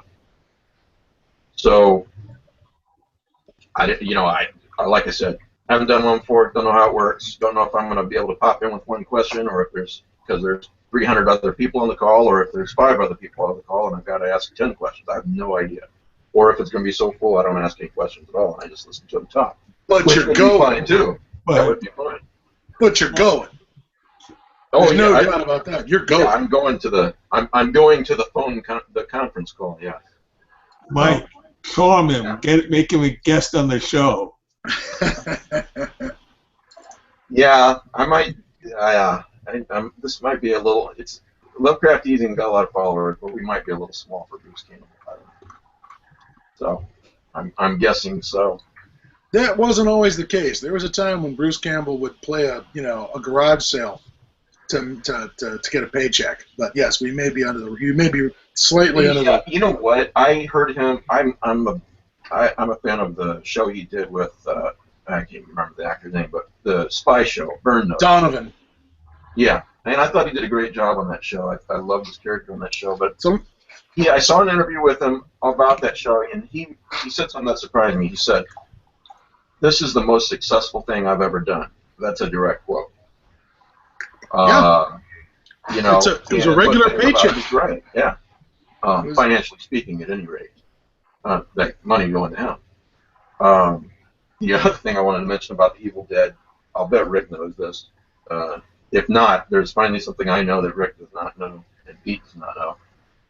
But before the Evil Dead came out, there was a Stephen King wrote an article for, I believe it was Twilight Zone magazine, and he wrote about the Evil Dead, and he had seen it, and I think the title of it was "I Moved and I Lost My Copy." But he said something to the effect of, "It's a great horror film that you will probably never get to see because it's not getting distributed, or it may not be because the funding's not there." Something to that effect. So. not the first time King was wrong. Wasn't the last time King was wrong. No, but nobody was right in the sense that it's a great movie and he wanted everybody to see it. He was a big advocate for the Evil Dead. So, and it's quite possible that because he was an advocate, he helped make it happen. He was big in that. Goes full circle back to the concept we were talking about earlier, where the Kickstarter is now this new way of getting your product out there because you don't have people willing to often do that anymore. Yeah. Yeah. Yeah. Absolutely. Now we do live in a. You've got mail. I'm sorry. Is somebody communicating with the director of the CIA? No, he's still got AOL mail, and that's worth mentioning in and of itself. Who has AOL mail? Matt. Matt, he still believes in obsolete. Are you one of the 10,000 people who are still on dial-up? You're muted. I've had this email since 1994. My wife won't let me change it.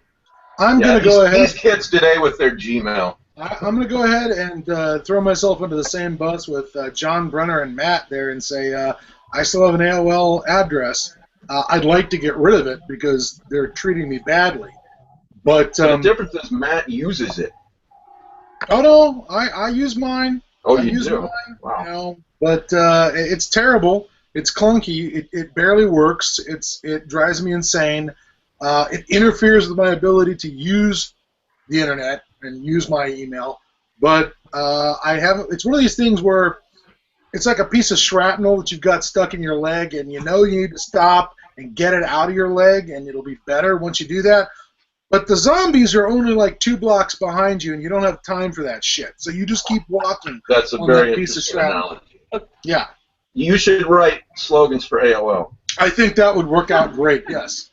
AOL, we're like a festering wound you can't deal with. So I actually had a piece of shrapnel work out of my body this week. Congratulations! Yeah. Was it horrifying? It was. So when I was like 14 years old, I fell through a bush of a rose bush, Yes. and I had thorns embedded in my legs, Wow. and I had to go to the emergency room, and they pulled them all out. Jesus Christ, the stories you come up with from your teenage years.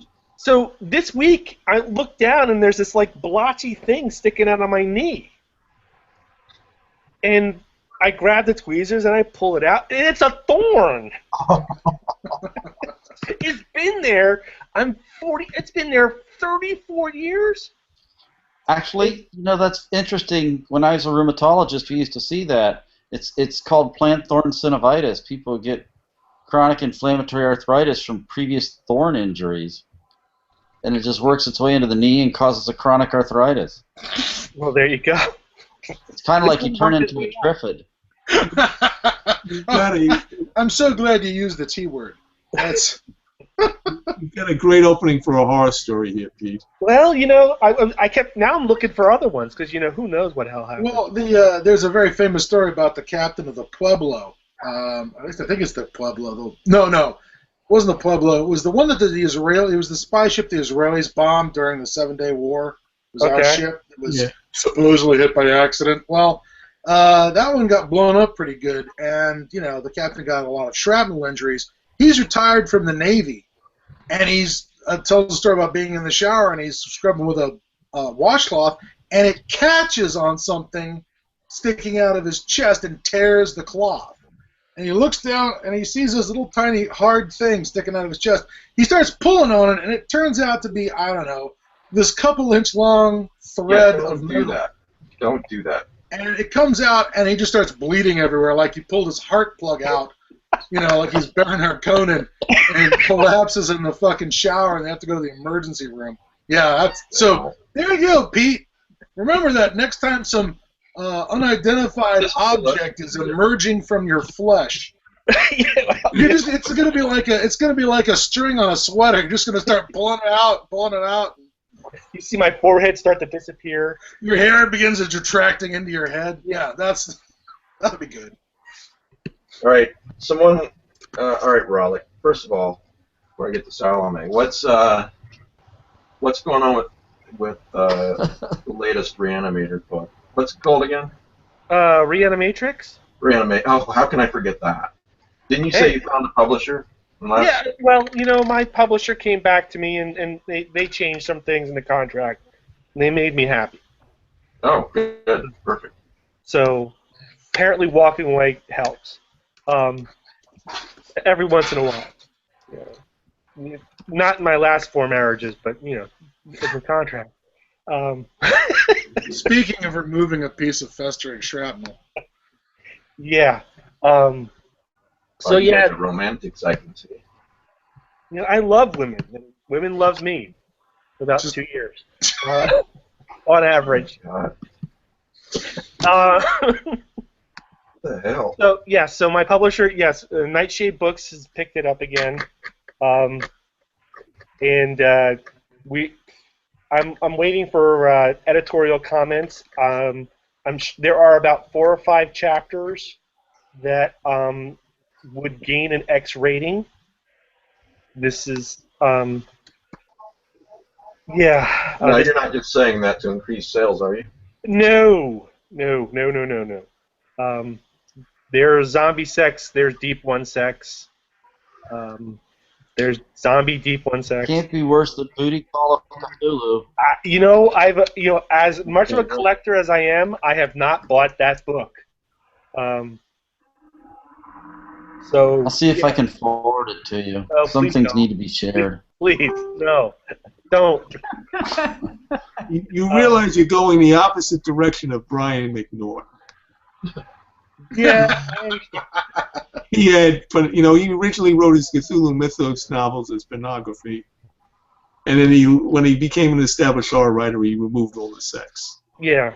So we'll see what happens. Wait, are you saying I'm an established horror writer? No, nobody's saying that. No. Good, because yeah, don't let I'm that. saying you're going up and you're adding the weird sexual angles. Yeah. No, I just. Graphic sex. Yeah. I just thought that. Well, I didn't think it happened. There were some events that just led to some graphic scenes. You sound like you're going to go into mistakes were made. I'm not saying mistakes weren't made. No, but eventually there was zombie deep one sex. So, it just happened. Well, yeah, I mean, the fact that one of the main characters is conceived after her father's dead, is not a big deal. You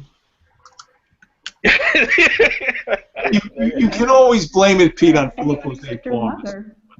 So, yeah, we'll see what happens. I don't know what the publishers are going to do with that, but they say they have a plan. Okay, when's it coming out? Since I haven't seen comment 1 from the editor yet, I don't know, but I know the target is to get it out for October, November next year. All right. Someone watching wants to know about Salome's project, which I assume they mean Cthulhu Lies Dreaming, and how that's going. Do they mean Cthulhu Lies Dreaming, or do they mean the other project? I don't know what they mean. Tell us about both. Let's be safe. Yes. Err on the side of caution. Cthulhu Lies Dreaming is now smack in the middle of series edits, and I don't know. The editing should be done in the next 3 weeks. I'm assuming you mean all the stories except mine. What do you mean by that? You mean yours won't need any editing? I don't remember yours needing very much editing, but No, I'm kidding. I don't have it memorized word for word. Wait, you don't memorize your books? What? She has your story memorized, not mine. I have your story memorized, Pete. Oh, okay. I don't even know what I wrote for. I don't have any of them memorized. Okay, so yes. Go ahead. I was hoping I had kind of stuck a publication date of November 23rd. I don't think that's going to happen, because then I remembered that Kenneth Hite agreed to write the foreword, and I don't think I can just get to him and say, okay, write the foreword in 2 days. I would. Yeah, Ken's good. Well, I mean, maybe he will do it, but I don't want to. Has he gotten the draft of the book yet? No, because I'm not giving it to him until the basic edits are done. That would be crazy, wouldn't it? I don't know. You can tell him it's not edited yet, and here's a preview so you can figure out what you want to write. Well, I could, but I'll explain to you guys later why I don't want to do that. Okay. Because of the intimidation factor. So this other project, what's that? The other project is Haunted Futures. We're like slowly ramping up our profile, and Haunted Futures is the first time that instead of just doing open submissions, we actually contracted some names that were, that people actually might recognize, besides Pete and Mike. Bigger than us, is what she's saying. Wait, I didn't get an invite to Haunted Futures. Yeah, now you know why. No, because it's a fantasy book. Maybe you could have done it, but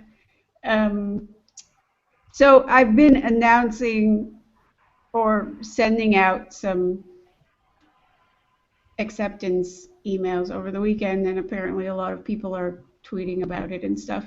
So I thought it might be about that they're asking.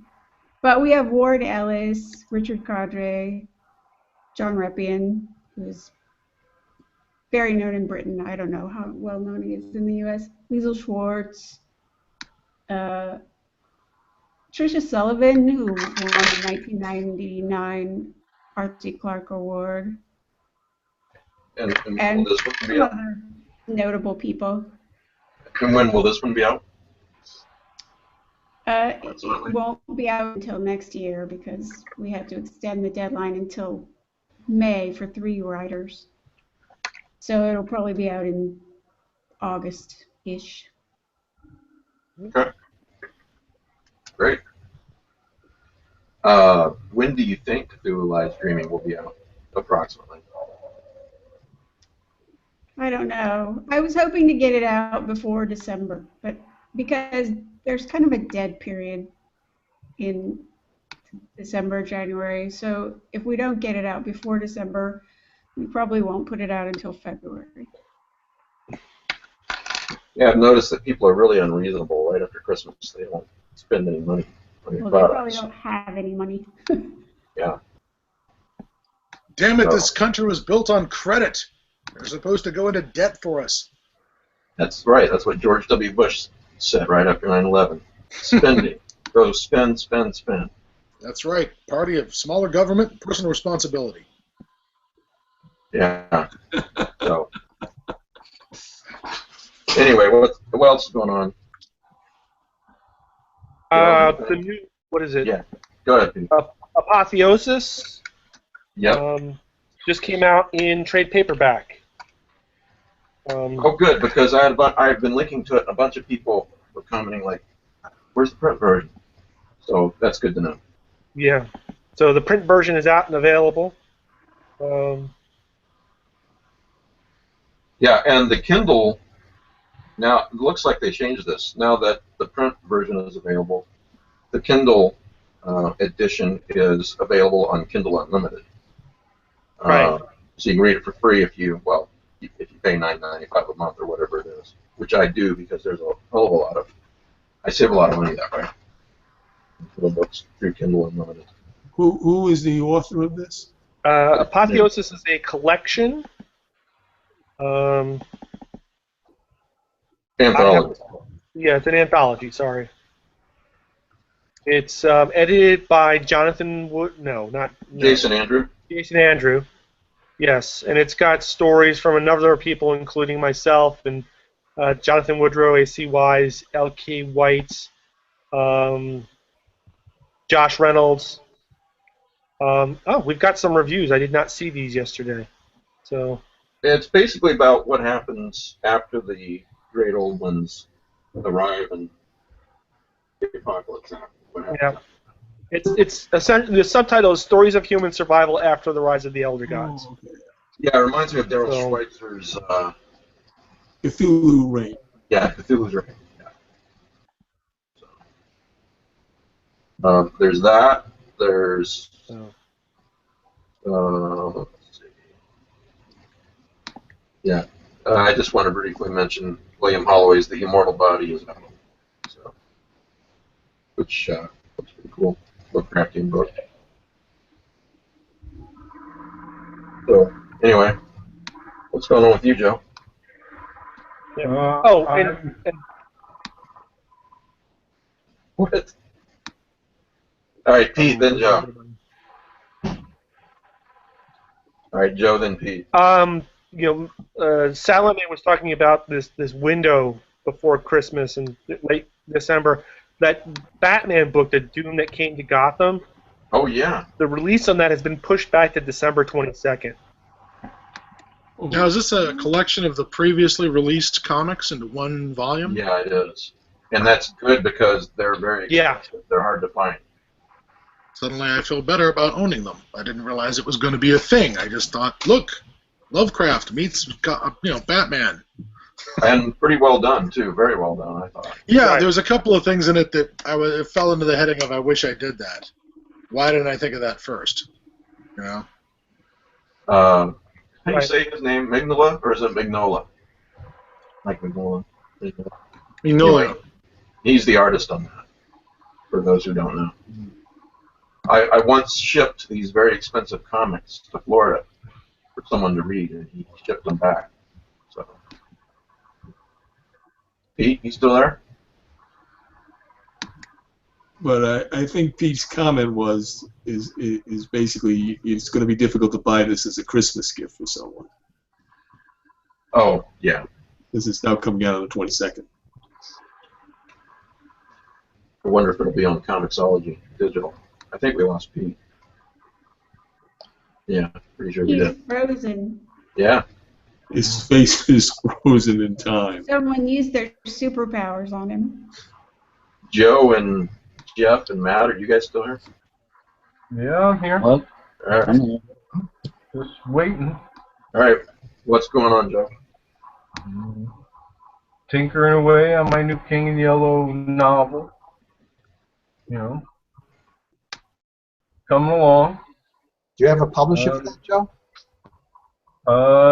Not yet. I got a couple that have asked more than once about it. We'll see, because I've stopped calling it a novel and I now call it an experimental narrative, because it makes the Orphan Palace look like a beach read.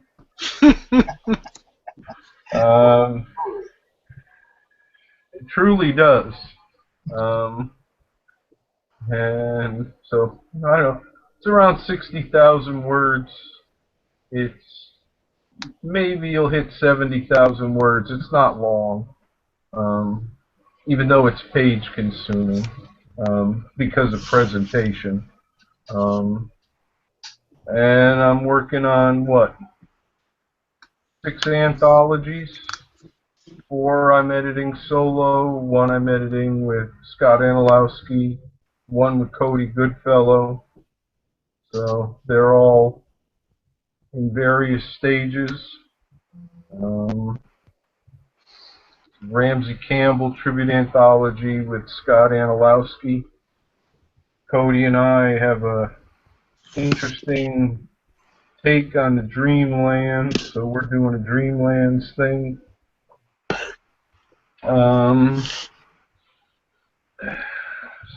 A couple, and then, you know, waiting for something solid from hopefully next week about Casilda's song being released.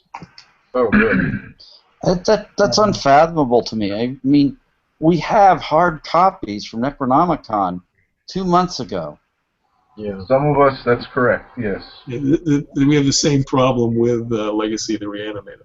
Yep, same problem there. Leaves of a Necronomicon is bumped to next year because of those issues.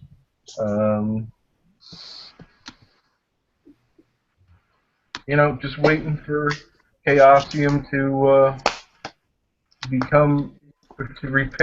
get repaired so that these books can hit the streets.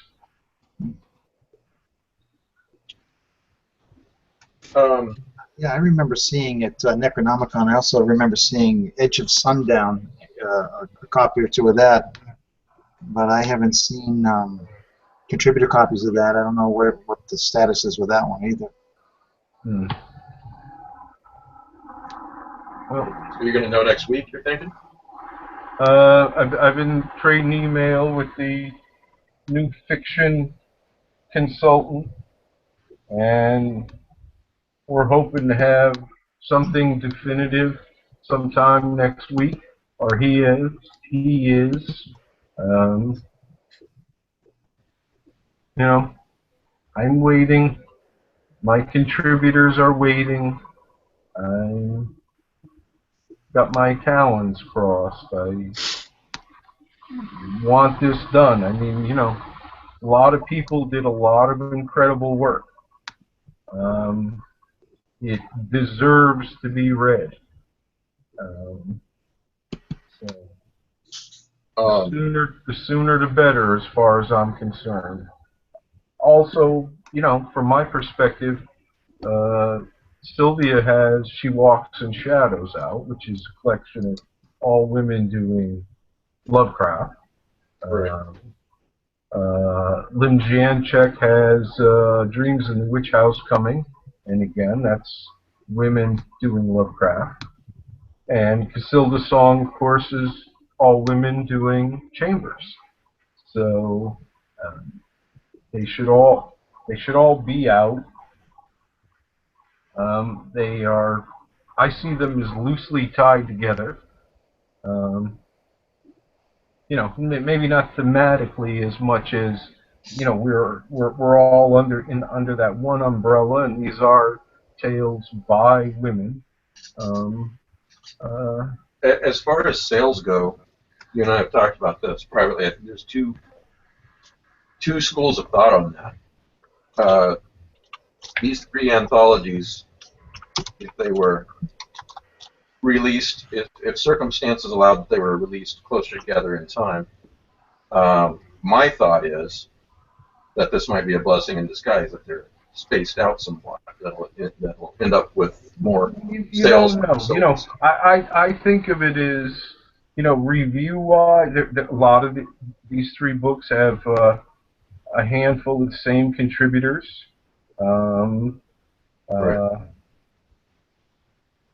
You know, review-wise, I can see a lot of reviewers wanting to examine these three books together. You know, two, like I said, two are specifically Lovecraft. Different slants on Lovecraft, of course. But the Chambers is still cosmic horror, so it still ties in.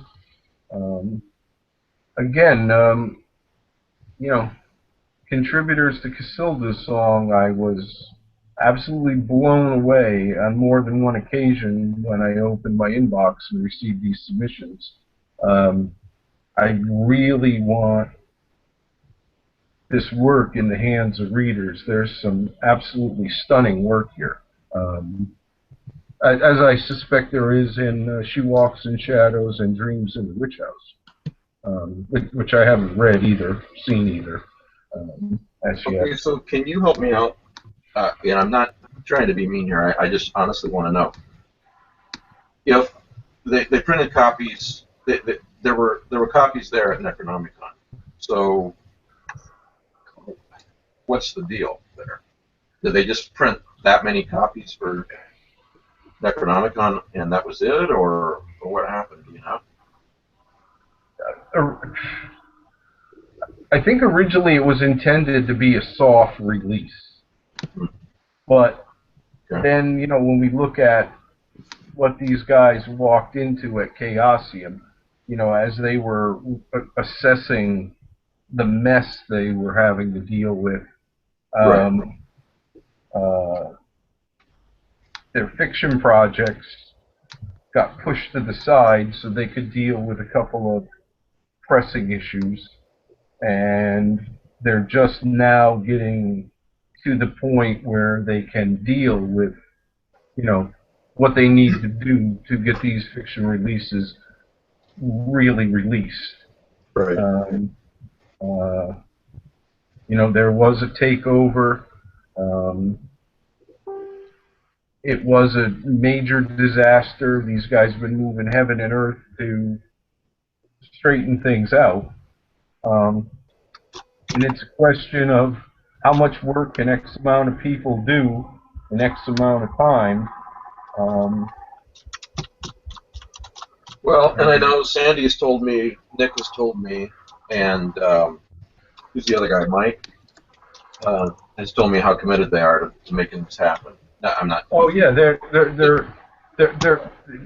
committed. There's no ifs, ands, or buts. Yeah. It's just, like I said, how much they can get done in how much time. You know. So. Speaking of Chaosium, yeah, they're nice people. They just shipped me another Cthulhu Wars game because apparently someone conned them into thinking I'm important and forgot that they had already shipped me one. And so I think I'm going to do a giveaway. That's going to be a huge giveaway. Give away a Cthulhu Wars game sometime soon. So, and they're in the middle of their Kickstarter too, you know, and hopefully they get funded. You know, hopefully they make. Yeah, they've only just hit over $500,000. We dropped the idea, but we have to go back to the idea of playing this game live online. Oh yeah, no, I didn't drop it. Well, we've just been busy on God's you know. Maybe over the Loomis holidays or something. Yeah. And at least I may get some extra old ones if we want to have them in the mix. Because they're supposed to be sending me a gazillion other figures. I figure they'll get here when they get here. Yeah, they supposedly shipped them last Wednesday or something. All right, stop talking about Pete. Get back. Speaking of, hey Pete, I believe it or not, after you left, I tracked down another Cthulhu clown story, kinda. I haven't read it yet, but I found a link. The guy sort of describes it as Clown Thulu in space. You're making me dizzy. Jesus. Oh, joy. I think you need to stop talking. I think you need to stop talking right now. No, Pete's making me dizzy walking around. All right, so for those who have asked me, I'm working hard on the Autumn Cthulhu Kickstarter. Chris is right. Chris's internet went down, by the way. He wanted everybody to know. It is a hell of a lot of work, and I would rather get it done right than get it done fast. So I'm about halfway done. I'm hoping to have it done pretty soon. And it's a great bunch of stories, so I've talked about it before. The other thing I want to mention is that we're doing a Halloween show like we do every year. And this year we're going to do it on Halloween, 10 o'clock Eastern Time. So that'd be 9 Central and 7 Pacific. And I think most of you will be here. Also, Scott Thomas, who's with me every Halloween. And we're gonna do what? We're gonna do some readings from favorite Halloween stories, things like that. Favorite Halloween memories, and just. I have a special giveaway, Mike. Yeah. Special giveaway for that show. Oh, okay. The Littlest Lovecraft latest book, The Shadow over Innsmouth. Oh, cool. So And that will I'll be have given away a stack to of a giveaway too. viewer for that show. What, Pete? I'll have a stack of stuff to give away too. Did you send me that book? Mine seems cool. Did you send me that book you were going to send me? I did. Okay, it must be next door. Okay.